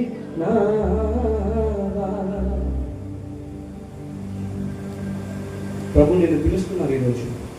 పాపి రోగి బీదవాడ, అప్పులున్నవాడ, ఆస్తి పోయినవాడ, యేసు నామ స్మరణ ఎంచి చూడు. పాపి రోగి బీదవాడ, అప్పులున్నవాడ, ఆస్తి పోయినవాడ, ఒక్కసారి యేసు నామ స్మరణ ఎంచి చూడు. నీ పాపముల నిమిత్తం ఆయన పాపముగా చేయగలరు. నాకు అనిపిస్తుందండి, ఇలా కళ్ళు మూసుకొని ఒక్కసారి ధ్యానిస్తూ ఉన్నప్పుడు, మీరు ఇంటికి వెళ్ళాక ఈ పని చేయండి. కళ్ళు మూసుకొని 2 చేతులు జోడించి, కళ్ళు మూసుకొని 2 చేతులు జోడించి, నీ కొరకు నీ పాపం నిమిత్తము కలువరి సిలువలో యేసయ్య నలగొట్టబడిన యేసయ్యను చూడాలి ఒకసారి. పిల్లల యేసయ్య శరీరం పైన అంటండి 5400 గాయాలు ఉన్నాయి. ఎన్ని గాయాలు తెలుసండి అమ్మ? 5400 గాయాలు. యేసయ్య వీపు పైన 39 కరోడ దెబ్బలు కొట్టబడ్డాయి. 40 కొట్టలేదు. ఎందుకు తెలుసండి? కొట్టకూడదు రోమ ప్రభుత్వం ప్రకారం. ఆ కొరడా దెబ్బలకి విషపు ముళ్ళు ఉండేదంట. చివరిలో ఆ విషపు ముళ్ళు యేసయ్య వీపు పైన పడుతున్నప్పుడు ఆ కొరడాను పైకి లాగినప్పుడు వీపు పైన ఉన్న ముద్దలు, మాంసం అంతా ముద్దలుగా వచ్చాడంట. ఇదంతా ఎవరి కోసం? నీ కొరకే. నీ కళ్ళు మారాలని, నీ తలంపులు మారాలని ఆయన శిరస్సు పైన ముళ్ళ కిరీటం. ఒక చిత్రకారుడు రాసిన మాట నాకు చాలా బాధ వేసింది చదివినప్పుడు. యేసయ్య 39 కొరడా దెబ్బలు భరిస్తున్నప్పుడు ఒక్కసారి ఇలా తిరిగారంట. ఆ కొరడా దెబ్బ ఒక్కసారి యేసయ్య పేగులకు చుచ్చుకుపోయిందంట. చుచ్చుకుపోతే పేగులు బయటకు వచ్చాయి. అది నేను చదివినప్పుడు భయంకరంగా వచ్చాను. 10,000 మంది లభిస్తుంటాడు. వేరు ప్రియుని కన్నా నీ ప్రియుడు విశేషం ఏమిటంటే నా ప్రియుడు ధవలవంతుడు, రక్తవంతుడు, 10,000 మందిలో గుర్తించదగిన వాడైనా. అలాంటి దేవుడు నీ కోసము మనుష్య కుమారుడిని ఈ లోకానికి ఎందుకు వచ్చాడు? ఆ 3వ జీవి మనుషుల ముఖం వంటిది. ఎందుకంటే మనుష్య కుమారుడిని ఈ లోకానికి ఎందుకు వచ్చాడనంటే నీ పాపం నిమిత్తమైన సొగసైనను స్వరూపమైనను లేకుండా సొగసైనను మనుషులు ఎవ్వరు చూడమల్లని వాడిగా. మీకు ఎంతమందికి ఆ ప్రేమ అర్థమైంది నాకు తెలియదు, కానీ త్రాగే వాళ్ళకి చెప్తాను, త్రాగొద్దని నేను చెప్పను. యేసయ్య ప్రేమను చూడు, త్రాగాలని నీకు అనిపించదు. సినిమాలు చూసేవారికి చెప్తున్నాను, యేసయ్య ప్రేమను చూడు, సినిమాలు చూడాలని నీకు అనిపించదు. ఇక ఒక ఆయన చెప్పాడు మొన్న సాక్ష్యం. ప్రతిరోజు తాగేటువంటి ఇంటికి వెళ్ళి కళ్ళు మూసుకొని మోకరించి ప్రార్థన చేసినట్టు గుత్తిలో పిల్లల కోత మందికి 1,00,000 మంది వస్తారు. 1,00,000 మంది వస్తారు మినిమం, దేవుని కృపను బట్టి. బాగా దేవుడు అలా వాడుకుంటున్నారు. 1,00,000 మంది కూడా బియ్యముల మూటలు, అన్ని మూటలు అంత నెత్తిపై పెట్టి మీరు చూస్తే చాలా అద్భుతంగా ఉండేది. ఆ ప్రపంచంలో ఎక్కడ నేను చూడలేదు మరి అటువంటి పండుగ. అందరూ పెట్టుకుంటూ వచ్చేస్తుంటే ఈ త్రాగే వ్యక్తి నేనేమి ఇవ్వలేకపోతున్నాను అని చెప్పి మోకరించాడంటండి. మోకరిస్తే కళ్ళు మూసుకుంటే కలువరుసలో యేసయ్య కాచిన రక్తం అట్లా దారుదారులో పడిపోతుంటే నేను నీకేమి ఇవ్వలేదయ్యా, నాకేమి లేదు ఇవ్వడానికి. ప్రభు అన్నారంట, నీ హృదయాన్ని నాకు ఇమ్మని చెప్పారంట. ప్రభు నీకు ఇవ్వడానికి నాకు ఏమి లేదయ్యా, నా హృదయాన్ని నీకు ఇస్తున్నాను, నా మారిన మనసును నీకు కానుకకి ఇస్తున్నాను. ప్రభు ఎంతో మర్చిపోయి నాకు కావాల్సింది ఇదే నేను కోరుతున్నాను. తర్వాత మా మామయ్య గారి దగ్గరికి, అత్తయ్య దగ్గరికి వచ్చి చెప్పాడంట ఆ వ్యక్తి, అయ్యా నా భయంకరమైన జీవితాన్ని విడిచిపెట్టి మారిన మనస్సును యేసయ్యకి కానుకగా ఇచ్చానంట. అందరికంటే మంచి కానుక, ఎక్కువ కానుక ఇచ్చింది నీవే అని చెప్పారంట. గట్టిగా చేతుల పైకి దగ్గరికి స్తోత్రం చెప్పండి. హల్లెలూయా, బోలో యేసు మహారాజుకే. నా జీవితంలో కూడా పిల్లరా నేను కూడా చెప్పాలి, యేసయ్య ప్రేమ నాకు 21 సంవత్సరాలు అర్థం కాదు. నేను చర్చిలో బాగా నటించేవాడిని. ఎందుకంటే అందరు పిల్లలు పుడితే నా పేరు పెట్టుకోవాలనుకునేవారు, కనోకరాజు. అంత బాగా నటించేవాడు. పాటలు పాడేవాడిని, కీబోర్డ్ ప్లే చేసేవాడిని. నేను అనుకునేవాడిని ఎప్పుడు అనవసరంగా పాస్టర్ గారు అబ్బాయి కింద పుట్టాను. ఒక సినిమా లేదు, సీరియల్ లేదు, చాలా బాధపడేవాడు. ఒకరోజు మా ఫ్రెండ్ సినిమాకి తీసుకెళ్ళాడు. ఆ సినిమా పాటలు మొదలవుతాయి పిల్లరా. మనకేమన్నమాట చర్చిలో స్తోత్రం చెల్లింతు చప్పట్లు అలవాటు కదా. నేను కూడా సినిమాలో చప్పట్లు కొట్టేస్తాను. మా ఫ్రెండ్స్ అన్నారు, రే చర్చి కాదు నాయన సినిమా హాల్ రా. సినిమా హాల్ అంటే గుర్తొచ్చింది. సినిమా హాల్ అంటే సినిమా చూస్తున్నంతసేపు ప్రేమే ఫీల్. ఎందుకు తెలుసా, మా నాన్నగారు అసలే హైదరాబాద్లో చాలా మంది తెలుసు మా నాన్నగారు అంటే. పొరపాటున మా నాన్నగారు తెలిసిన వారు ఎవరైనా వచ్చి నా గురించి చెప్తారేమో అని మరి నా భయాన్ని తగ్గట్టుగానే ఒకప్పుడు మా సంఘస్థులు, ఇప్పుడు కాదు, ఒక పెద్ద హీరో తల్లిగారు, ఆవిడ పెద్ద హీరో తల్లిగారు సినిమాలు చూడొద్దని చెప్తే చర్చి మానేసినారు. ఆమె కనబడింది, ప్రీతిరాడు బాబు అంటాం చర్చిలో. ఎక్కడ చర్చిలో సినిమా ప్రీతిరాడు బాబు అంటాం. ప్రీతిరాడు బాబు అంటే నేను ఎవరికి కనపడకూడదు, అప్పటికే కనబడిపోయాను. ప్రీతిరాడు అంటే అన్నాను నేను.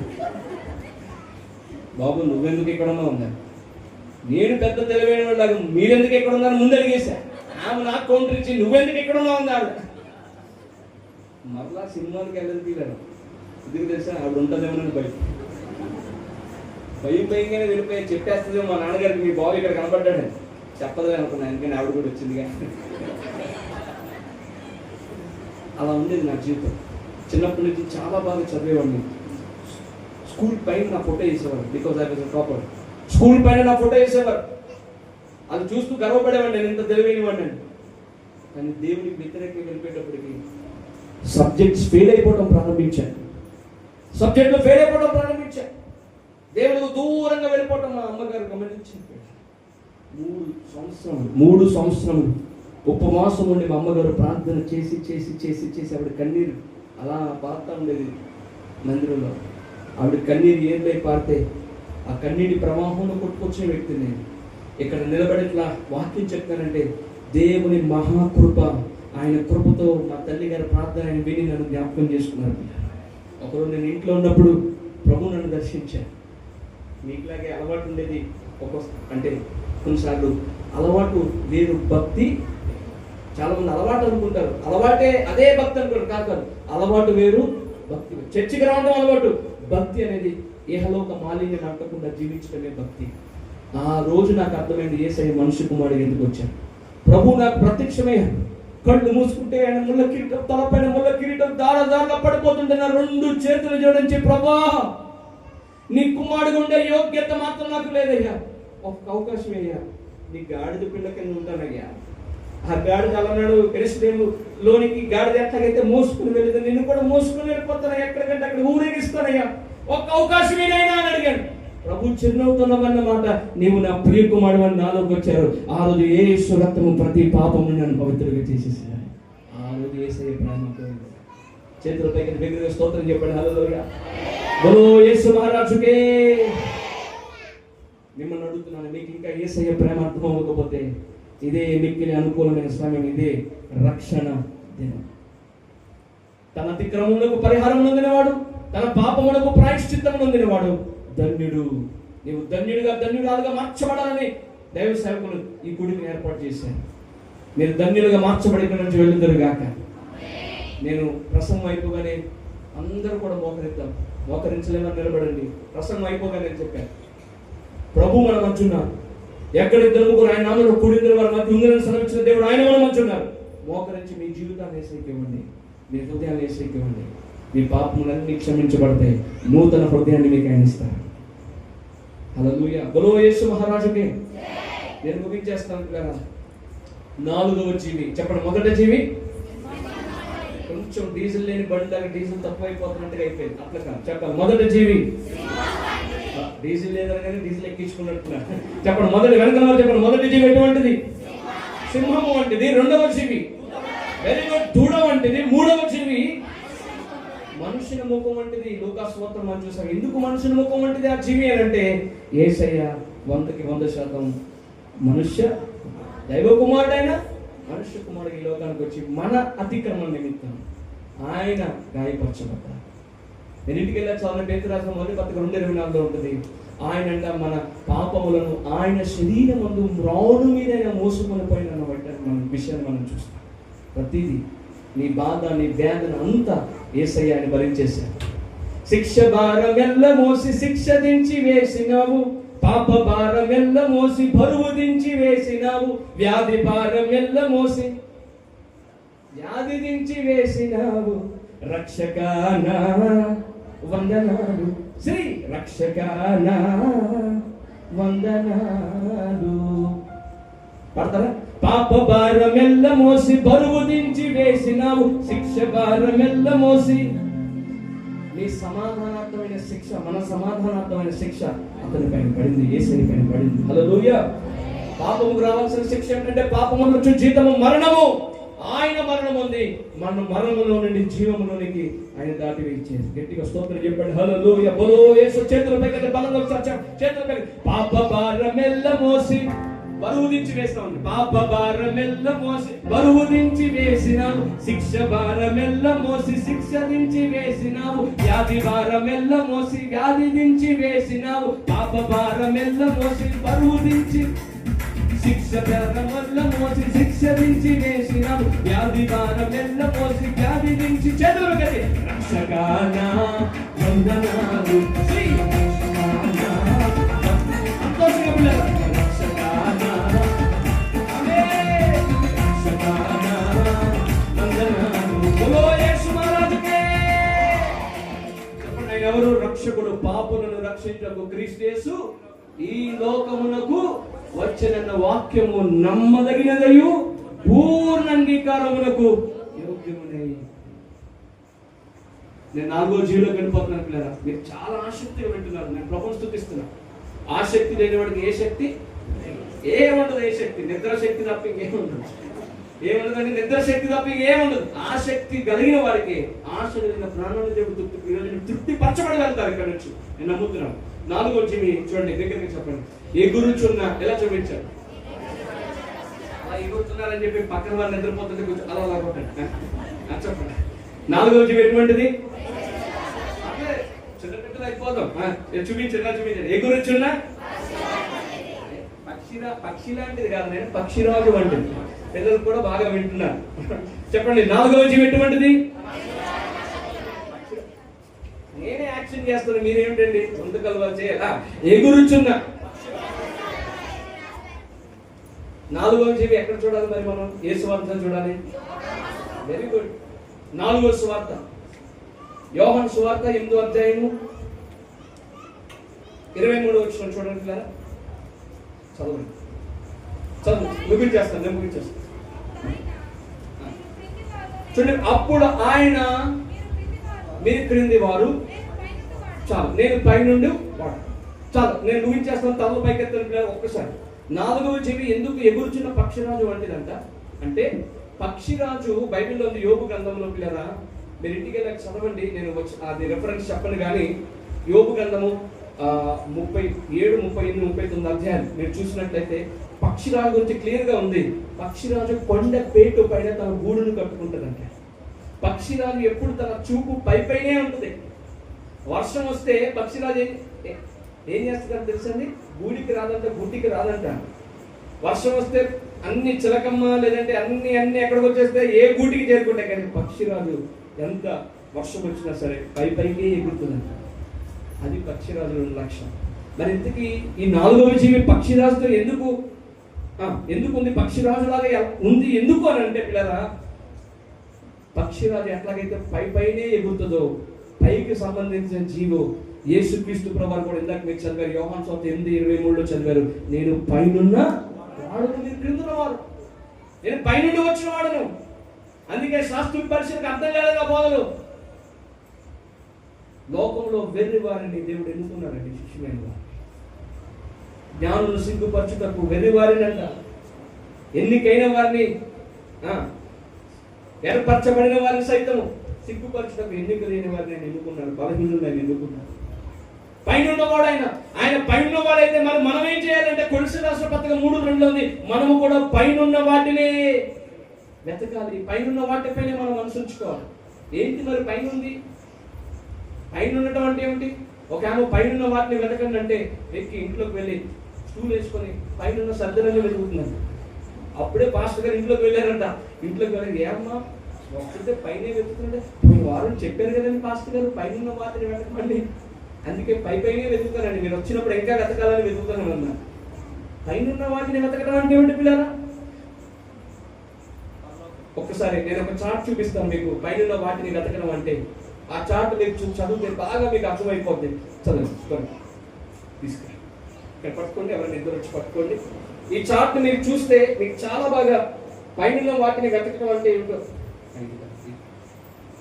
బాగా అర్థమైపోతుంది. ఇది ఒకసారి ఇలా చూడండి. బయట ఉన్న వారు కూడా ఈ మధ్యలో పెడితే వారికి కూడా కనబడుతుంది ఈ చార్ట్. చూడండి పిల్లలు, కనబడుతుందా? బయట ఉన్న వారికి ఈ చార్ట్ కనబడుతుందా? ఇలా బయట పట్టుకోండి. అలాగే కనబడుతుందండి.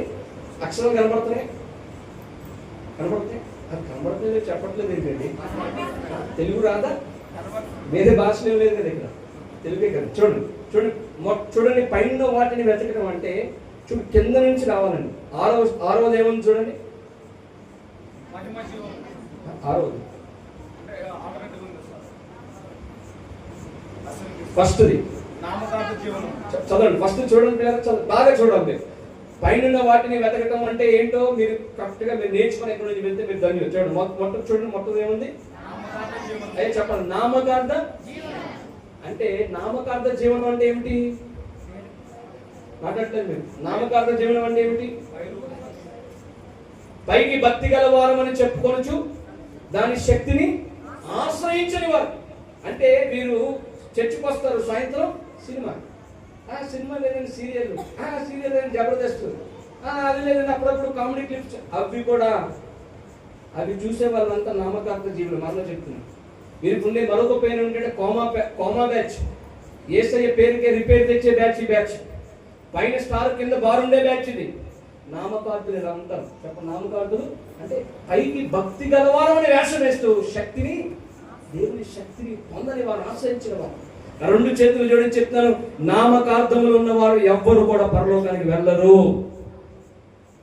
వేశ్యైన మారి పశ్చాత్తాపడి, ఏమండి, వేశ్యైన మారి పశ్చాత్తాపడితే ఖచ్చితంగా పరలోక రాజ్యాన్ని చేర్చుకుంటారు ఆ వ్యక్తిని దేవుడు. కానీ వేషధారంగా ఉండి నామకార్థ బ్రతుకులు ఉంటే వారు వెళ్ళరు. తస్మాత్ జాగ్రత్త. ఎందుకు చెప్తున్నాను ఈ మాటలంటే చాలా జాగ్రత్త. మీరు నామకార్థం ఉన్నారేమో, నామకార్థంగా క్యాలెండర్ మీద వాక్యం చదువుకుంటూ 5 నిమిషాలు ప్రార్థన చేసుకొని వెళ్ళిపోతారేమో. జాగ్రత్త. నామకార్థులు పరలోక రాజ్యానికి వెళ్ళలేరు, వారు పైన వాటిని వెతకరు. తర్వాత రెండోది చెప్పండి, నామకార్థులు ఎలా మారాలో చూడండి, చదవండి. చెప్పండి, విసర్జన జీవనం అంటే ఏమిటి? చెప్పండి, విసర్జన జీవనం అంటే ఏమిటి? లోకమును గాని లోకములో ఉన్న వాటిని గాని ప్రేమింపకూడదు. లోకములో ఉన్నవేమిటి? శరీరాశ, నేత్రాశ. అంటే మీకు ఇందాక చెప్పాను కదా, యేసయ్య తెలుసా అంటే యేసయ్యకి మీరు తెలిసే కార్యక్రమమే ఆ విసర్జన జీవనం. ఎప్పుడైతే యేసయ్యని కలుసుకుంటారో, ఎప్పుడైతే మీ జీవితంలో ఆ బలికార్యం అంటే పశ్చాత్తాపం కలుగుతుందో, దైవ చిత్తానుసారమైన దుఃఖం రక్షణార్థమైన మారు మనసు కలుగుతున్నట్టు మారు మనసు పొందుతారు, మీ మనసు మారి నూతన ఊటం వల్ల మీరు రూపాంతరం చెందుతారో, అప్పుడే ఈ విసర్జన జీవనంలోకి వస్తారు. అప్పుడే మీ కళ్ళు ఇంకా తప్పు చేయకూడదు, తప్పును చూడకూడదు, వ్యర్థమైన వాటిని చూడకుండా కన్ను త్రిప్పివేయమని ప్రార్థన చేస్తారు. యోబులాగా 30 అధ్యాయంలో కన్నులతో నిబంధన చేసుకుంటారు, కన్యకలను చూడనని. యవనస్తులు జాగ్రత్త. వృద్ధికి వచ్చే వ్యక్తి చెప్పాడు, ఒక కుమారుడు చెప్పాడు, ఏం తెలుసా, అయ్యా ఈ సాక్ష్యం అందరికీ చెప్పండి అయ్యా అన్నాడు. ఏంటి సాక్ష్యం అన్నారు మా మామగారు. ఏంటి అయ్యా, నేను చర్చికి వచ్చాను అయ్యా, చర్చికి వచ్చి ఏమి చూడకూడదు అవి చూశానయ్యా, అందరినీ చెడు చూపు చూశానయ్యా, నాకు గుడ్డితనం వచ్చింది, 2 కళ్ళు నాకు కనబడట్లేదు. జాగ్రత్త. మరలా చెప్తున్నా, యవన కుమార్తెలు ఉన్నారు, యవన కుమారులు ఉన్నారు, చాలా జాగ్రత్త. విసర్జించుకోవాలి. భక్తి అంటే ఈ లోక మాలిన్యం అంటకుండా తను కాపాడుకున్నట్టు యాకోబు రాసిన పత్రికలో మనం చూస్తాం. యేసునామమున మీరందరూ విసర్జన జీవనంలోకి వచ్చుదురు గాక. ఈ 40 దినాల ఉపవాస ప్రార్థన ఏంటంటే మీరందరూ విసర్జన జీవనంలోకి రావడానికే. ఆమేన్, హల్లెలూయా. ఏమంటే సినిమా సీరియల్ చూడని వారు ఎంతమంది ఉన్నారు అని నేను అన్ను, నీకు తెలుసు.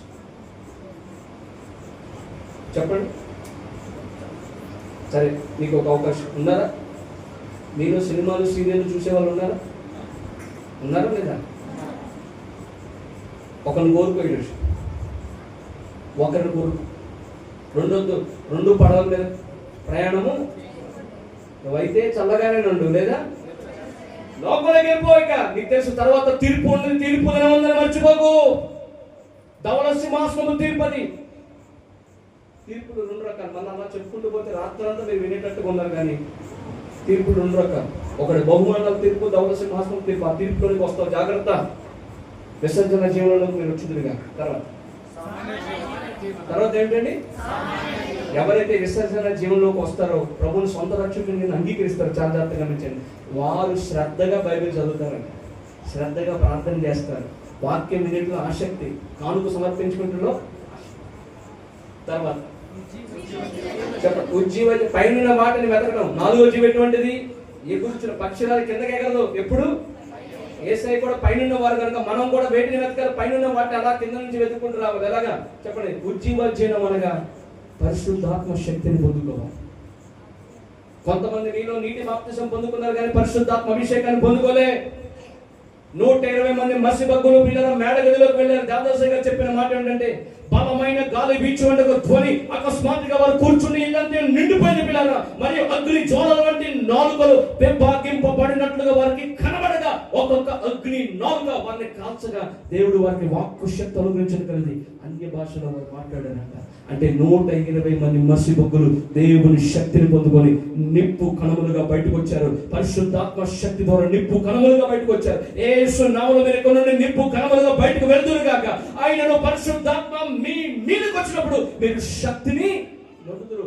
మనలోనికి వచ్చే పరిశుద్ధాత్మ దేవుడు పశ్చాత్తాపాన్ని కలుగు చేస్తారు. మన మీదకి వచ్చే దేవుని ఆత్మ శక్తిని ఇస్తారు. భూదిగంతం వరకు మీరు సాక్షులుగా ఉండే భాగ్యాన్ని, ధైర్యమును, పిరికితనాన్ని పోగొట్టే ధైర్యమును ఆయన ఇస్తారు. మీరు ఎంతమంది నీటి బాప్తిజమే పొందుకున్నారో నాకు తెలియదు. పరిశుద్ధాత్మను బాప్తిజం పొందుకోకపోతే ఈ జీవనంలోనికి రాలేరు. మీరు దేవుని శక్తిని పొందుకో. అమ్మ మాట్లాడుతున్నాను, మాట్లాడదని చెప్పు. పిల్లలు మాట్లాడతారు. మీలో ఎంతమంది పొందుకున్నారు దేవుని శక్తిని? Very good. మిగతా వారి పరిస్థితి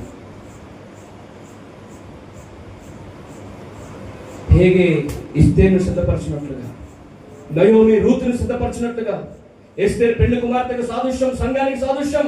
హేగే పరిశుద్ధాత్మ దేవునికి సాదృశ్యం. నయోమి పరిశుద్ధాత్మ దేవునికి సాదృశ్యం అయితే రూతు పెళ్లి కుమార్తె దేవుని సంఘానికి, వధువు సంఘానికి సాదృశ్యం. మీరు ఆయన రాకడలో ఎత్తబడాలంటే భూ సంబంధమైన వాటిని వెతకడం కాదు, పైన వాటిని వెతకాలి. దేవుని శక్తిని పొందుకోవాలి. దేవుని ఆ నింపుదల, ఆత్మ నింపుదల కలిగి ఉండాలి. ఆత్మ నింపుదల. చేతుల పైకి దగ్గరికి స్తోత్రం చెప్పండి. బోలో యేసు మహారాజుకు, బోలో క్రీస్తు మహారాజుకు. దేవునికి మహిమ కలుగును గాక. పరిశుద్ధాత్మను పొందుకుంటూ ఉజ్జీవ జీవనం. కొంతమంది ఇక్కడ దాకా వచ్చి ఆగిపోతారు. ఉజ్జీవ జీవనం మేమంతే అయిపోయింది, మేమే నీతి పరులు అనుకోండి. కాదు. మరి దాని తర్వాత ఏముంది చూడండి. చూడండి ఏమిటండి దాని తర్వాత. ఇక్కడికి చాలా మంది రాలేదు క్రైస్తవులు. రావాలి. అయిన వాటిని వెతకటం అంటే కొంచెం కిందగించారు. కళ్ళు మూసుకొని ప్రత్యక్ష జీవనం అంటే చాలా జాగ్రత్తగా గమనించారు. దేవా నాకు కనబడము, నాతో మాట్లాడము, అందరికీ కనబడము, అందరితో మాట్లాడము అని చెప్పి మీరు ప్రార్థన చేసిన తర్వాత 2 చేతులు జోడించి కనిపెట్టండి. మనం ఏం చేస్తామంటే ఆమె నేను చెప్పాక లేచి వెళ్ళిపోతాం. కాదు. దాని తర్వాతే ఉంది అసలైంది. కనిపెట్టడం, దేవుని కొరకు ఎదురు చూడటం, దేవుని చూడాలి, ఆత్మీయ నేత్రాలు వెలిగించబడాలి, ఆత్మీయ నేత్రాలు తెరవబడాలి. మన ముందే ప్రభు ఉన్నారు కానీ చూడలేకపోతున్నాం. ఎందుకంటే ఆత్మీయ నేత్రాలు ముడిపడ్డాయి. దేవుని స్వరమును వినే చెవులు కావాలి, ఆత్మీయ చెవులు తెరవబడాలి. మీరు కాలమును బట్టి చూస్తే ఎలా ఉన్నారు? బోధకులు ఉండవలసిన వారు, కానీ మీరు ఇంకా ఎలా ఉన్నారంటే పాల దగ్గర పసిపిల్లలాగా ఉన్నారంటారు పౌలు గారు గల్తీ రాసిన పత్రికలు.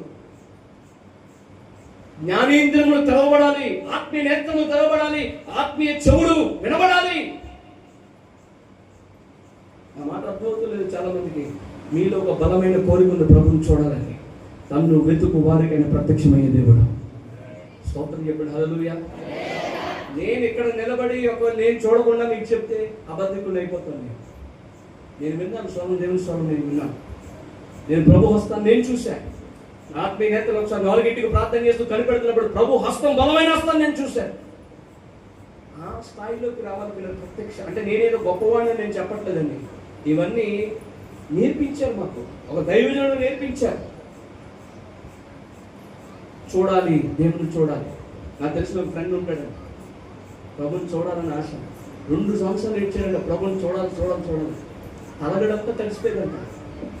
అందరికీ కనబడుతున్నాయినా, నాకు కనబడవేంటి? ఒకరోజు నిజంగానే ప్రభు అతనికి కనిపించాడు. ఇంటికి వచ్చి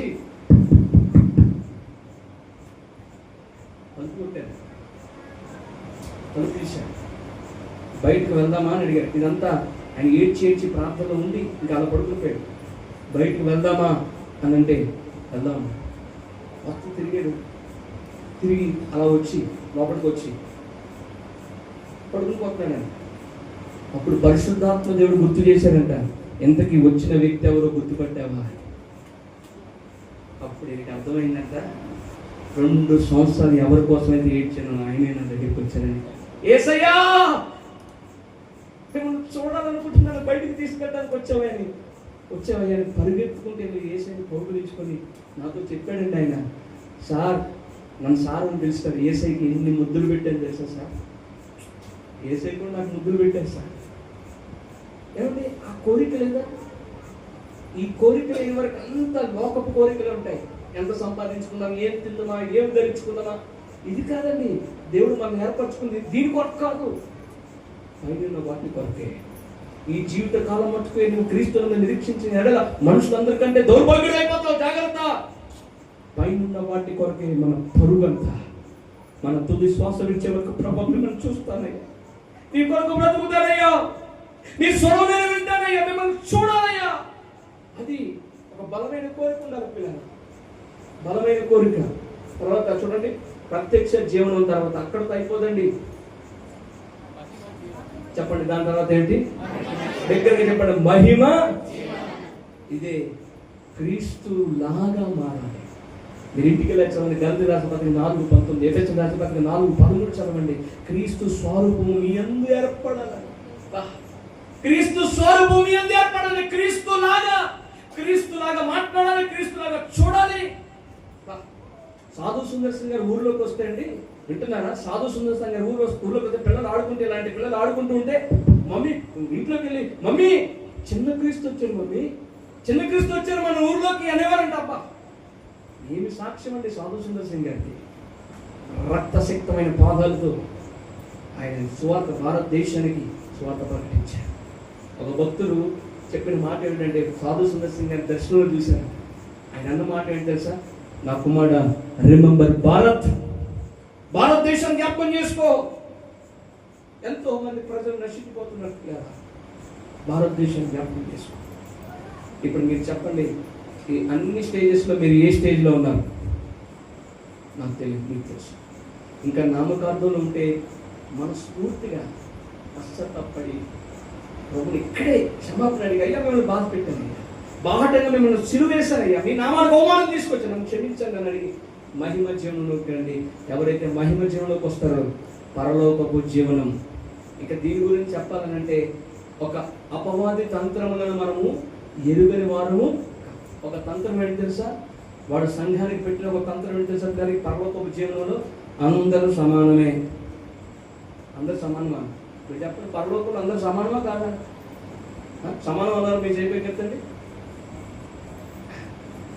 అంటే నేను అనుమానం అడిగేటప్పటికి అమ్మో కాదేమో, కొన్ని సమానం కాదన్నవారు చేయబోయేటండి, సమానం అన్నవారు మీరు చేయబోయేటండి. బాబా గోడ మీద ఏమంటే పిల్లలు ఇటు అడుగుకేస్తాం లేదంటే ఇటు. నిజంగా చెప్పండి, నీకు తెలిస్తే చెప్పండి, లేదా తెలియకపోతే తెలియదు అని చెప్పండి. పరలోకంలో అందరూ సమానమా కాదా? Very good, సమానమేనా?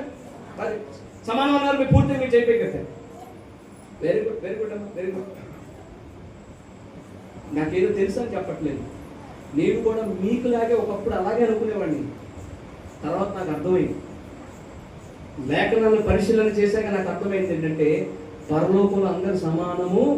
మరలా చెప్తున్నాను, కాదు కాదు కాదు కాదు కాదు. ఇప్పుడు చెప్పండి, పౌలు గారు మీరు నేను ఒకేలాగా ఉంటామా? పౌలు గారు మనం ఒకేలాగా ఉంటామా? పౌలు గారు ఏంటంటే క్రీస్తు పడిన పాటలో పొదువైన వాటిని నేను అనుభవించానంటారు. మరి ఆయనకి పరలోకంలో ఒకే స్థానం, మనకు ఒక స్థానం ఇస్తారు. దేవుడు న్యాయవంతుడు కదా, ఏమాత్రం న్యాయం తప్పని దేవుడు కదా. ఆయన ఎన్నో జాగారాలు చేసి ఉపవాసాలు చేసి ఎంతో ఆయన ప్రయాసపడి ఆఖరికి ఎన్నో పరిస్థితులు, మరణ పరిస్థితులు ఎదుర్కొని దెబ్బలు తిని, ఆయనకి మీకు నాకు ఒకటే, మనందరికి ఒకటే ఇస్తే ఏంటండి? యేసయ్య అన్నారు, ఏమన్నారు తెలుసా? పరలోక రాజ్యంలో అల్పుడు అంట యోహాను కంటే గొప్పవాడు అంట. స్త్రీల కలిగిన వారందరిలో యోహాను కంటే గొప్పవాడు లేరు, అయినను అల్పులు యోహాను కంటే గొప్పవాడు అని ఎందుకన్నారు? అంటే పరలోకంలో అల్పులు ఉంటారు, గనులు ఉంటారు అనేది అర్థం. మీరు ఇంటికెళ్ళి కొరింథీ రాసిన పత్రిక 15వ అధ్యాయం అంతా చదవండి. సూర్యుని తర్వాత అంతా చదవండి. పక్షి మాంసం వేరు, చేప మాంసం వేరు, మృగ మాంసం వేరు. అంటే పరలోకంలో పిల్లగా నేను చెప్తున్నాను, ఎవరైతే ఇవన్నీ పైన వాటిని వెతుక్కుంటూ ఈ యొక్క ఏమండి లాస్ట్ ఏమిటి మహిమ జీవనంలోకి వస్తారో, జయించే స్థితిలోకి వస్తారో, లోకమును సైతాన్ని పాపాన్ని జయించే స్థితిలోకి వస్తారో, నేను జయించి ప్రకటన 3:21 నేను జయించి నా తండ్రితో కూడా సింహాసనమందు ఆయన సింహాసనమందు కూర్చుండి ఉన్న ప్రకారము జయించు వానిని నా సింహాసనమందు కూర్చుండనిచ్చదను. పరలోకంలో ఉన్నతమైన మహిమ ఏంటి తెలుసా అండి? దేవుని సింహాసనం మనకి ఇస్తాను ఆఫర్ చేశాను. అందరూ ఇందాక చెప్పాను కదా, 1000 ఏళ్ల పరిపాలనలో మీరు రాజ్యం చేయాలని. అందరూ రాజ్యం చేయరు అమ్మా. ప్లీజ్, ఎంత దూరం నుంచి వచ్చారు కదా మీకోసం. నువ్వు పరలోక రాజ్యంలో ఏ మహిమలో ఉంటావు అనిపిస్తుంది నీకు? వెళ్తావా? ఉందా? గ్యారెంటీ ఉందా? ఎప్పుడైనా ఒప్పుకున్నావా పాపాల కోసం? ఇప్పుడు నీ కొరకే ఈ సభ, నీ కొరకే ఏర్పరిచాను, నీ కొరకే అమ్మా, నీ కొరకే అయ్యా. మీరందరూ పరలోక రాజ్యంలో, పరలోక జీవనంలో సింహాసన స్థితికి వచ్చింది కాక. ఇప్పుడు చెప్పండి, మొదటి జీవి ఎటువంటిది? ఒక టీచర్ అడిగిందంట, ఏమని, ఎందుకు ఇచ్చారు స్టూడెంట్ని 2 చెవులు ఎందుకు ఇచ్చారు అని అడిగితే ఆ స్టూడెంట్ చక్కగా లేచి నిలబడి చేతులు కట్టుకొని చెప్పాడంట, ఏం లేదు టీచర్, ఒక చెవుతో వినేసి ఒక చెవుతో వదిలేయడానికి అన్నాడు. అలా ఉంది మీ పరిస్థితి. ఒక చెవుతో విని అందరికి భోజనాలు ఉన్నాయండి. మీరు బాగా సమాధానం చెప్తే ఎక్కువ భోజనం చేసి వెళ్తారు ఇక్కడి నుంచి. అవునా? చెప్పండి.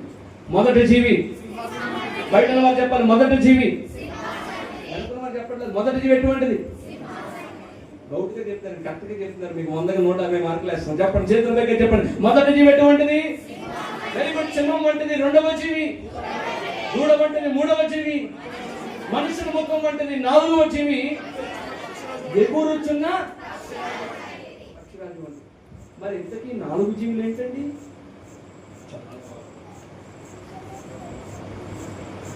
ఈ 4 జీవులు ఏంటి? పరలోక రాజ్యానికి వెళ్ళాక నేను మీకు గుర్తు వస్తానేమో, పలానా దైవ శాఖలు వచ్చి 4 జీవులు మీరు చూస్తారు. ఆ స్థాయికి మీరు వెళ్ళాలి, చూసే స్థాయికి మీరు వెళ్ళాలి. ఇక్కడ సిద్ధపాటు ఉంటే అక్కడికి వెళ్తారు, లేదంటే ఎక్కడో మూల పరలోకంలో ఒక ఆయన అడుగుతాడు, పరలోకంలో చికెన్ బిర్యానీ మటన్ బిర్యానీ ఉంటుందని అడుగుతాడు. ఇంక ఇక్కడ దొరకలేదు, అక్కడ కావాలంట. ఇంకొక ఆయన అడుగుతాడు, పరలోక రాజ్యంలో నిద్రపోవడానికి ఉంటాను. నిద్రపోవటం కాదండి, ప్రభువుని చూస్తూ ఆయన దివ్య లక్షణాలు మనలో తెచ్చుకుంటే అదే గొర్రె పిల్ల విందు. అబ్బాబాబా, అక్కడ చికెన్ బిర్యానీ మటన్ బిర్యానీ ఏముండవు. ఇంకా ఎవరైతే spiritual, if you are spiritual matured, your place is decided on heaven based on your spiritual maturity. Maturity అంటే నీ ఆత్మీయ పరిపక్వతను బట్టి పరలోక రాజ్యాన్ని స్థానం దేవుడు సిద్ధం చేస్తాడు. అర్థమవుతుందండి? ఆ స్థాయికి మీరు ఎదురుగాక, మనమందరం ఎదురుగాక. అక్కడ 4 జీవులు మీరు చూచుదురుగాక. ఉన్నాయా లేదా 4 జీవులు? ఉన్నాయా లేదా చెప్పండి. అనుమానంగా చెప్తారంటే బయట వారు చెప్పండి, ఉన్నాయా లేదా 4 జీవులు? మరి ఏమిటి 4 జీవులు అంటే? స్వయంభవుడు కాదు, దేవుడు ఒక్కడే స్వయంభవుడు. దేవుడు అనగా కొన్ని లక్షణాలు ఉంటాయి. స్వయంభవుడే ఉండాలి. ఆయన ఎవరు సృష్టించుకోవడం, అన్ని కాలం నుండి వాడు ఉండాలి. ఆయనకైనా స్వయంభవుడై ఉండాలి. ఎందుకు సృష్టించుకున్నారు ఈ 4 జీవుల్ని అని అంటే, ఈ 4 జీవులు కూడా పిల్లరా దేవదూతలే. నేను మరలా చెప్తాను, 100కి 1000% దేవదూతలే. దేవదూతలలో రకములు ఉన్నాయి. కెరూబులు, శరాపులు, కెరూబులు, శరాపులు, అగ్నిజ్వాలలు, ఖడ్గజాలలు, ప్రధాన దూతలు, పరిచారకులు, యుద్ధం చేయడానికి. ఒక్క దేవదూత ఎంతమంది చెప్పేసిందండి? దండుపేతలకు, అశ్విని దండుపేతలకు వెళ్ళి 1,80,000. మీరు చెప్పేస్తే ఆన్సర్ పేపర్ లీక్ చేసేసినట్టు 83 అని కన్ఫ్యూజన్ ఉన్నారు. 85,000 మంది అంటే ఈ దేవదూతలు దేనికి చెందిన రకం? యుద్ధం చేస్తారు. అంటే ఒక్క దేవదూత రెక్క పైకి ఎత్తుతుంటే దేశం వెళ్ళిపోతుందండి, ఇండియా భారతదేశం వెళ్ళిపోతుంది. యుద్ధం ఒక మాట చెప్తున్నాను. ప్రధాన దూతలో కొన్ని పేరు చెప్పండి. మికాయేలు, గబ్రియేలు, రగుయేలు, రఫాయేలు, ఇంకా చెప్తారు, చదవండి తర్వాత. ఎప్పుడైనా మీరు దేవదూతల గురించి క్లియర్గా వివరించి ఇవన్నీ తెలుసుకోవాలి కదా. దేవదూతలు మరి ఈ 4 జీవులు ఏంటంటే, ఈ 4 జీవులు కూడా కెరూబులకు చెందిన దేవదూతలే. వర్గానికి చెందిన ఒక ప్రత్యేకమైన స్థానంలో దేవుడు విన్నారు. వీరిని సృష్టించుకున్నారు ఈ 4 జీవులు. ఈ 4 జీవులు ఏం చేస్తాయంటే 4 పనులు చేస్తాయి. సింహాసనాన్ని మోస్తాయి. హెచ్కేల్ గ్రంథం మీరు ఇంటికి వెళ్ళి చదవండి కదా, నేను ముగించేస్తాను. హెచ్కేల్ గ్రంథము 1:20 సింహాసనాన్ని మోస్తాయి. 4 జీవులు ఏం చేస్తాయంటే, హెచ్కేల్ గ్రంథం 1:20 మీరు తర్వాత చదవండి. ఆత్మ నడిపింపగలుగుతాయి. ఈ 4 జీవులు చేసే పని ఏమిటంటే, 3వ పని ఆరాధిస్తాయి. ఈ 4 జీవులు చేసే పని ఏంటంటే, ప్రకటన 6:1-3-5 ప్రకటిస్తాయి. ఇక్కడ నెట్టి రొమ్ము అని ప్రకటిస్తాయి 4 జీవులు. చేతులు బిగ్గరగా స్తోత్రం చెప్పండి. బలో యేసు మహారాజుకే, బలో క్రీస్తు మహారాజుకే. ఒక్క మాట నేను చెప్పి ముగించేస్తాను. ఇంత మహిమను క్యారీ చేస్తున్న ఈ 4 జీవులు, దేవుని సింహాసనాన్ని దేవుడు ఎట్టు కదులుతే, ఆత్మ ఎట్టు కదులుతే ఈ 4 జీవులు కూడా అట్టే కదులుతాయి అంట. చక్రాలు ఉన్నాయండి 4 జీవులకి. మీరు ఇంటికి ఏజ్గా చదవండి. వెనక ముందు కన్నులతో నిండిన ఈ 4 జీవులు ఎంతటి భాగ్యం కలిగిన ఈ 4 జీవులకి దేవుడు ఒక భాగ్యం ఇవ్వలేదు. ఏం తెలుసా? మనల్ని ఎంతగా ప్రేమించారంటే అండి, నేను ముగిస్తున్నాను, ఆయన పోలిక చొప్పున ఆయన స్వరూపమందు, తన పోలిక చొప్పున తన స్వరూపమందు మనం చేశాడు. ఏ దేవదూతకు కూడా ఆయన పోలిక ఇవ్వలేదు. దేవుని కంటే కొంచెం తక్కువ వాడిగా మనం చేశారంటే, బా మనుషుని జ్ఞాపకం చేసుకుంటానికి వాడు ఏ పాటి వాడు, నరపుత్రుని దర్శించడానికి వాడు ఏ పాటి వాడు. ఈ దేవదూతలకి ఆత్మలను పరలోకానికి చేర్చే బాధ్యత, భాగ్యము దేవుడు దేవదూతలకు ఇవ్వలేదు. దేవుని యొక్క స్వరూపాన్ని దేవుడు ఈ 4 జీవులకు ఇవ్వలేదు. ఎవరికి ఇచ్చారంటే ఆయన పోలిక, ఆయన స్వరూపాన్ని. నిన్ను నన్ను అంతగా ప్రేమించారు. అందుకే సృష్టిలో మా మామయ్య గారు సృష్టిలో ప్రధానమైన వాడు మానవుడు, దేవుని దృష్టిలో ప్రధానమైన వాడు కూడా మానవుడే. మన కోసం వీటిని ఏర్పరిచారండి. ఎంతటి ప్రేమాన్ని వీడండి, ఎంతటి ఉన్నతుడు మన దేవుడు. మన కొరకు ఏమి సిద్ధపరచనో మన హృదయములకు గోచరము కాలేదంటే, చెవులకు వినబడలేదంట. నేను ముగించేస్తాను, మీరు రేపు ఆదివారం వెళ్ళాలి. అయితే ఆత్మలు చేర్చే బాధ్యత ఇవ్వలేదు కదా వీరికి, ఆ భాగ్యం ఇవ్వలేదు కదా. మరి మనకేమి ఇచ్చారంటే ప్రభు సువార్త ప్రకటించి ఆత్మలను పరలోక రాజ్యానికి నడిపించే బాధ్యతను దేవుడు ఇచ్చారు. గట్టిగా చేతులు పైకి దగ్గరగా చెప్పకూడదు. దేవుడు అయిపోతాం గొడవ చేసుకున్న మహారాజుతో నేను ముగిస్తాను. మీరు దేవుని పనిని బాధ్యతగా చేస్తున్నారా? బాధ్యత చేస్తారు. సువార్త ప్రకటింపకపోతే నాకు పౌరు గారి మన మధ్య ఉంటే, అయ్యో సువార్త నేను ప్రకటింపకపోయినా నాకు, నేను చెప్పు ముగించేస్తాను. ఒక ట్రైన్లో ఒక వృద్ధాప్యం ఉన్న వ్యక్తి దేవుని పని చేయాలని వెళ్తూ ఉన్నాడంటే, వెళ్తా ఉంటే ఒక ఆమె, నిజంగా జరిగిన సంఘటన, నేను కట్టుకట్టుగా చెప్పాను, నిజంగా జరిగిన సంఘటన. ట్రైన్లో సడన్గా లేచి, ఏమయ్యా ముసలోడా, నీకు మత మార్పిడి తప్ప వేరేది లేదా? ఎంతసేపు ఏసై గురించి చెప్తానే ఉంటావు అంటే, ఆయన పట్టించుకోకుండా ఆ ట్రైన్లో ముసలాయన స్పెక్స్ ఉన్నాయంటే, ఆయన ప్రభు మీ కొరకు చనిపోయాడు, మీ పాపంలో ఉంటుంది దేవుని చిత్తం కాదు, మారు మనసు పొందుతుంది దేవుని చిత్తం అని చెప్తా ఉంటే కోపం వచ్చి పిల్లలే ఈమెకి ఒక్కసారి ముసలాయన దగ్గరికి వెళ్ళి చంప మీద కొట్టిందంట. చంప మీద కొడితే స్పెక్స్ కింద పడిపోయాడు. స్పెక్స్ కింద పడిపోతే, ముసలోడా నీకు చెప్తున్నా, ఇంకొకసారి కనుక నువ్వు ఏసై అన్న పేరు ఎత్తావా ట్రైన్లోంచి నేను పడవేస్తాను, తోసేస్తానన్నా. ఆయన ఏం పట్టించుకోకుండా స్పెక్స్ పెట్టుకుని, ఎవరు వింటున్నారా? వెళ్ళిపోయారు. ఎక్కడికి వెళ్ళిపోయారు? ఇక్కడ నుంచి గుంటకలు దాటి, గుద్ది దాటి అలా వెళ్ళిపోతుంటారు. ఆలోచనలు అనేవి కష్టం అని మీరు వింటున్నారు, నేను సంతోషం. ఆ ముసలైన స్పెక్స్ పెట్టుకొని మరలా యథావిధిగా సువార్త ప్రకటిస్తూ ఉంటే, నిన్ను ఏం చేస్తానో చూడు ముసలాడు అని చెప్పి ట్రైన్లోంచి తోసేద్దామని చెప్పి ఆ ముసలైన దగ్గరికి అలాగా చాలా ఫోర్స్ఫుల్గా వెళ్ళిపోతుందంటండి. వెళ్ళిపోతుంటే ఈమెతో పాటు ఆమె కుమారుడు కూడా ప్రయాణిస్తున్నాడంట. ఆమె సొంత కుమారుడు, ఆమె పుట్టిన కుమారుడు.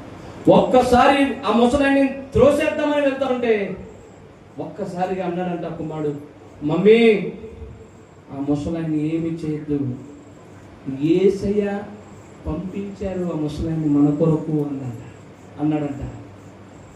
ఈ మాట ఎప్పుడైతే తల్లి వినిందో పిల్లరా, పరిగెత్తుకుంటూ వెళ్ళి ముసలైన కాళ్ళు మీద పడిపోయిందని ఆయన జరిగిపోయి, అమ్మ నాకు కాదు, ఏమైంది అని అంటే, 12 సంవత్సరాల కుమారుడికి పుట్టు మూగవాడంటండి, పుట్టు మూగవాడంట, మాటలు రావు. జరిగిన అద్భుతం తెలుసా అండి? యేసయ్య ఆ మూగవాడికి మాటనిచ్చి ఆ వృద్ధాప్యంలో ఉన్న వృద్ధుడికి దెబ్బ పడకుండా తప్పించారు. తన భక్తులను తప్పించగలిగారు. ఎంత సాక్ష్యం, నిజంగా జరిగిన సాక్ష్యం. అందుకే బైబిల్లో ఒక మాట ఉంటుంది, మీరు ఇంటికి వెళ్ళి చదవండి, ప్రసంగి 11:1, ఆహారమును నీళ్ల మీద వేయండి, కనబడి వారందరికీ స్వార్థ ప్రకటించండి, చాలా దినములైన తర్వాత ఆయన పంటను కోస్తాం. అట్టి భాగ్యం దేవుడు మీ అందరికీ అనుగ్రహించును గాక. ఆయన రాకడికి మన అందరినీ సిద్ధపరచును గాక. ఒక్కసారి మోకరించి, ప్రభా 4 జీవులకు మర్మాన్ని నాకు బోధించాడు. మోకరిద్దాం, స్ట్రైట్గా మోకరిద్దాం. ఎక్కడున్నా మీరు కుర్చీలో కూర్చున్నా, లేచి నిలబడండి. ఒకవేళ మోకరించండి. మీ మోకాళ్ళు నల్లగైతే సైతాను గడి పళ్ళు పులిపెక్క. మీ మోకాళ్ళు నల్లగైతే మీ హృదయాలు తెలిపెక్కితే కనుక మోకరించి 2 చేతులు జోడించి యేసయ్యా. ఈ సమయం ఎవరు కదలదు. చాలా ప్రాముఖ్యమైన సమయం. ప్రభు మిమ్మల్ని తాకే సమయం, ప్రభు మిమ్మల్ని దర్శించే సమయం. ఇంతసేపు మీరు వాక్యాన్ని విన్నారు, ఇంతసేపు విన్నారు. 2 చేతులు జోడించి ఒకరు వెనుకున్న వారు కూడా మోకరించాలనిపిస్తే మీకు మోకరించండి. ఒక కలెక్టర్ గారి దగ్గరికి వెళ్తే ఎంతో గౌరవిస్తాం. అలాంటి ప్రభు మన మధ్య ఉన్నారు పిల్లరా. ఆయన ఎదుట మనం మోకాలు ఉండడం అనేది దేవుడు మనకి ఇచ్చిన భాగ్యము. తర్వాత శక్తి పోయాక నువ్వు మోకరించుదాం అనుకున్నా సరే ఈ మోకాలు పనిచేయకపోవచ్చేమో, ఒకవేళ అంత బలం ఉండకపోవచ్చేమో. అందుకే మోకరించి యవనస్తులు తప్పక, బయట ఉన్న యవనస్తులు తప్పక మోకరించండి. మోకరించి 2 చేతులు జోడించి ప్రభు వైపు మాత్రమే చూస్తూ యేసు అని దగ్గరగా, ఎంతగా నన్ను ప్రేమించావయ్యా, నాలో నన్ను అంతగా ప్రేమించడానికి ఏ కారణం ఉందయ్యా, ఏ అర్హత నాకు ఉందయ్యా అని ఒక భక్తుడు ప్రార్థన చేశారట. నాలో ఏ అర్హత ఉందని నన్ను అంతగా ప్రేమించారంటే ఆ భక్తుడికి అర్థమైందంట, ఏ అర్హత లేదు కనుక నేను అంతగా ప్రేమించవయ్యా. నాలో ఏ అర్హత లేదయ్యా, ఏమీ లేదయ్యా నాలో. అమ్మా, దేవదూతల కంటే నేను ఎక్కువగా. అయ్యో ఎస్ లార్డ్. ప్రభు మనతో మాట్లాడారు పిల్లల. 4 జీవులు. మొదట జీవి సింహము వంటిది, ఎందుకంటే ఆయన రాజరికాన్ని సూచిస్తా ఉంది.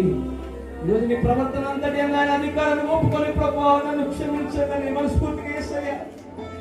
నామకార్థ జీవనంలోనే ఉన్నానయ్యా. ఒకవేళ ఇలాగే నేను కన్ను మూస్తే పరలోకానికి నేను చేరనయ్యా అని మనస్ఫూర్తిగా అయ్యా. ఈ 40 దినాలు ఈరోజు ఉపవాస కూడిక ముగింపు రోజు. ఈరోజు నువ్వు ఒట్టినే వెళ్ళకూడదు. నీ జీవితం మార్చబడి దేవుని శక్తిని పొందుకొని నీ పరిస్థితులు మార్చబడి వెళ్ళాలి. నీ జీవితం మారాలంటే, నీ కుటుంబ పరిస్థితులు మారాలి అని అంటే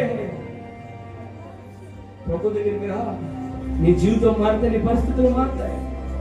నీ హృదయమే అన్నిటికంటే మోసకరమైనది, ఘోరమైన వ్యాధి కలది. అడుగుతావా ప్రభా, నా హృదయంలో ప్రభువుగా మిమ్మల్ని ప్రతిష్ఠించుకుంటున్నానయ్యా.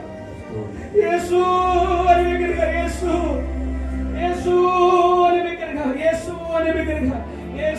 అని బిగ్గరగా ప్రభు అడగని కేకలు వేయండి. ఆ గుడ్డి భిక్షుడు బర్తలోమి దావీదు కుమారుడా యేసు నన్ను కరుణించమని కేకలు వేసినట్టుగా బిగ్గరగా యేసు. 4 జీవుల మర్మాన్ని నాకు తెలిపారయ్యా. అయ్యా, మీ వాక్కులు పంపిణను బాగు చేశారయ్యా. ఇంతవరకు నా సొంత పనులు చూసుకున్నానయ్యా. మందిలో ఏ పని చేయలేదయ్యా.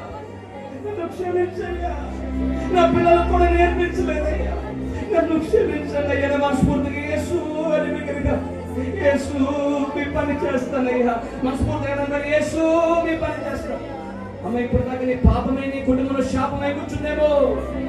నీ పాపమే నీకు నీ దేవుడికి అడ్డుగోడ కింద ఉందేమో. రక్షింప నేరకున్నట్లు ఆయన హస్తము కూర్చో కాలేదు, వెన్న నేరకున్నట్లు ఆయన చెవులు మందం కాలేదు. నువ్వు ప్రార్థన చేస్తావు కానీ నీ పాపమే నీకు దేవుడికి అడ్డుగోడ కింద అయిపోయిందేమో. మనస్ఫూర్తిగా కేకలు విని పక్కన వరకు పట్టించుకోవద్దు. యేసు అని బిగ్గరగా యేసు. బెండగొల వారు కూడా యేసు. అయ్యా, నా కొరకు వెనుకాల వలసిన చనిపోయాడు. నా కొరకే ప్రభా నన్ను క్షమించండి. మనస్ఫూర్తిగా కుమార్తె అడగండి. ముందు ఎవరో కుమార్తెలు అడగండి. అక్కడ వెనుకున్న వారు ఎవరో కుమార్తెలు అడగండి. బిగ్గరగా యేసు అని బిగ్గరగా ప్రభువును చూసుకుంటాయి. Thank you Jesus. హల్లెలూయా. ఎండిపోయిన నన్ను నీ జీవముతో జీవింపచేశావు. నీ ప్రేమ దారలు నన్ను తాకిన వేళ యేసయ్యా, నా స్థితి మారేను యేసయ్యా.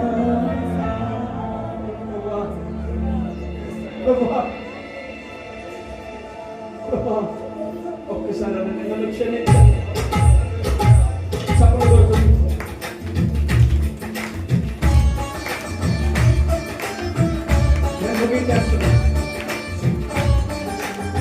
ఈ పాట జరుగుతున్నంతసేపు తీర్మానం చేసుకో. నన్ను క్షమించయ్యా.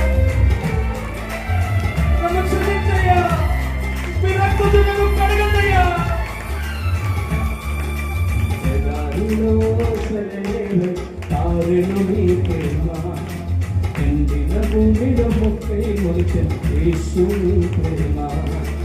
ఎడారిలో సెలయేరై పారెను నీ ప్రేమ, ఎండిన భూమిలో మొక్కై మొలిచెను యేసు నీ ప్రేమ.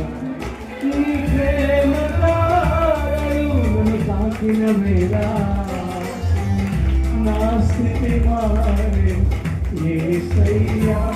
నీ ప్రేమతో నన్ను నింపిన వేళ నూతనమాయే బ్రతుకయ్యా, నూతనమాయే బ్రతుకై. చెప్పబడ్డ యేసయ్యా, నీ ప్రేమకు స్తోత్రము యేసయ్యా, నీ కృపకై వందనం యేసయ్యా, యేసయ్యా, నీ ప్రేమకు స్తోత్రము యేసయ్యా, నీ కృపకై వందనం. చెప్పబడ్డ యేసయ్యా, ఈరోజు నన్ను దర్శించాడు, నా దగ్గరికి వచ్చాడయ్యా, నన్ను వెలిగించాడు, ఆత్మీయంగా చచ్చిపోయాడయ్యా. ఒకప్పుడు సువార్త ప్రకటించేవాడు, ఇప్పుడు చచ్చిపోయా, తిరిగి నన్ను బ్రతికించాడు. ఆ భావం నాలో పుట్టించండి. ఓ రెండో మాకు చచ్చి అని మాట మనం చూస్తాం. పైకి జీవించున్నామని పేరు మాత్రమే కానీ నీ మృతుడువే, లోపల చనిపోయావు. ప్రభు నిన్ను బ్రతికించాలని, ఎండిపోయిన నిన్ను తిరిగి జీవింపజేయాలని చెప్పగలుగుతూ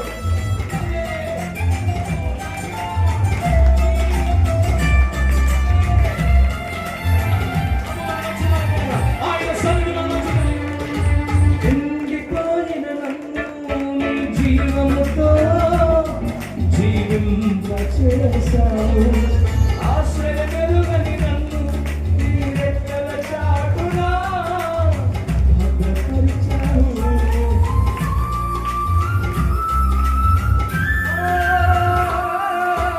ఎండిపోయిన నన్ను నీ జీవముతో జీవింపచేశావు. ఆశ్రయ వెలుగని నన్ను నీ రెక్కల చాటున భద్రపరిచావు. మార్గము మెరుగక నేనున్న వేళను, మార్గము మెరుగక నేనున్న వేళ, నాకు మార్గం సత్యం జీవము మీద నన్ను నడిపించావు. యేసయ్యా, నాకు మార్గం సత్యం జీవము మీద నన్ను నడిపించావు. అందరి చేతుల పైన యేసయ్యా,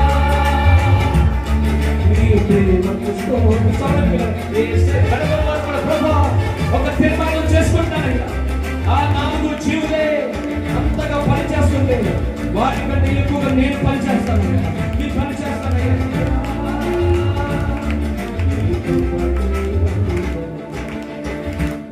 చేతులు పెట్టి ఒక్కసారి యేసయ్యా, గడుపుల వరకు నీ ప్రేమకు స్తోత్రము యేసయ్యా, నీ కృపకై. ఈరోజు ఎవరైతే తీర్మానం చేసుకుంటారో నీ పని చేస్తాను, ఇప్పుడు దాకా మీకు ఇష్టానుసారంగా నేను బ్రతకలేదు, మీకు ఇష్టానుసారంగా నేను బ్రతకలేదు, మీకు ఇష్టానుసారంగా నేను బ్రతకలేదు, మీ ఇష్టం నేను చేస్తానయ్యా. మీ రాజరికానికి నేను ఒప్పుకుంటున్నానయ్యా. నా ప్రవర్తన అంతా మీ అధికారానికి నేను ఒప్పుకుంటున్నాను. నా కళ్ళును మార్చండి, నా హృదయంలో చెడు తలంపులు తీసివేయండి. నా కొరకు మెరుసులు వేయబడి రక్తములు చెందించి, నా కొరకు ఆఖరి రక్తము ఒట్టు వరకు రక్తాన్ని చెందించి, వెనుకటి వరకు కూడా ఎంతో కన్నీరు కాల్చుకో, ఎంతో కన్నీరు కాల్చుకో. ఒక మాట చెప్పండి, యేసయ్యా, ఈరోజు ఏప్రిల్ 23వ తారీఖున నా జీవితాన్ని ఇస్తున్నానయ్యా, నా జీవితాన్ని మీకు ఇస్తున్నానయ్యా, నా హృదయాన్ని మీకు ఇస్తున్నానయ్యా. నాలోనికి రండయ్యా, నేను పాత్రుడు కాను కానీ నాలోనికి రండయ్యా. ప్రభా, ఎవరైతే తీర్మానం చేసుకున్నారో, ఎవరైతే దైవ చిత్తానుసారమైన దుఃఖపడ్డారో, యేసు నామములో ప్రభా వారిని మీరు ఆశీర్వదించుచున్నందుకు మీకు స్తోత్రం.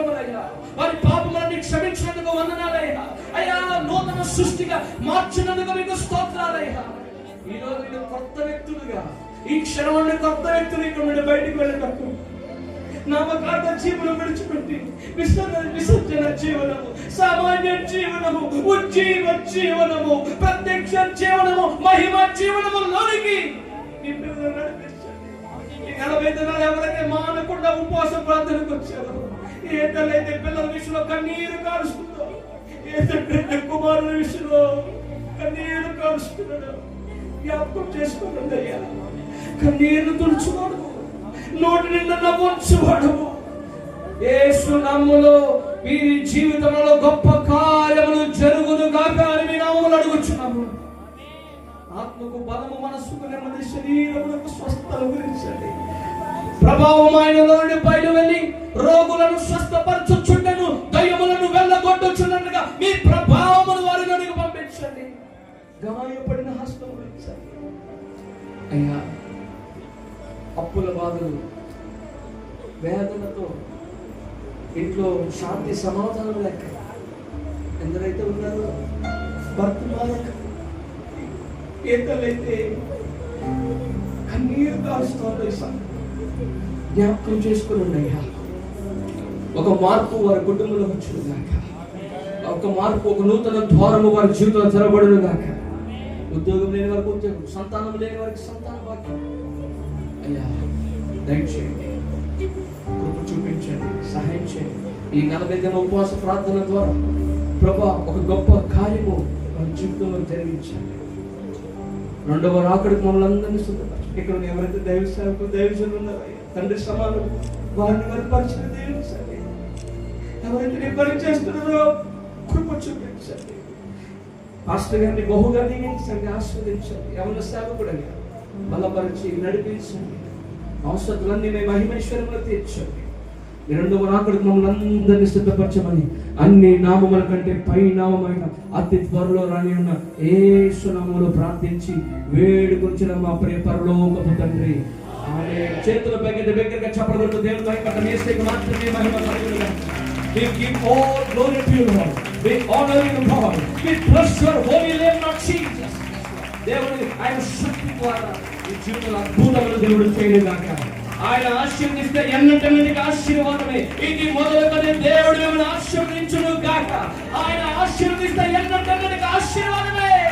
అలనాడు ఒలీవల కొండ పైన చేతులెత్తి ఆశీర్వదించిన దేవుడు ఆ చేతిని ఈనాటికి దించలేని యేసయ్య ఆ చేతులు ఇక్కడ ఉన్న ప్రతి ఒక్కరి, ప్రతి చిన్న బిడ్డని పేరు పేరు చెప్పిన ప్రతి ఒక్కరిని ఆశీర్వదించును గాక. మ్యూజిక్ వాయించేవాడిని ఆశీర్వదించును గాక, సేవకులను ఆశీర్వదించును గాక, ప్రతి పనుల వాలంటీర్స్ మనం ఆశీర్వదించును గాక. సమర్పించిన మన దేవుని ఆశీర్వదించి ఈ మహిమ రాబడుతూ మమ్మల్ని సిద్ధపరచు గాక. దేవునికి మహిమ కలుగును గాక. చక్కటి సమయాన్ని నాకు ఇచ్చారు.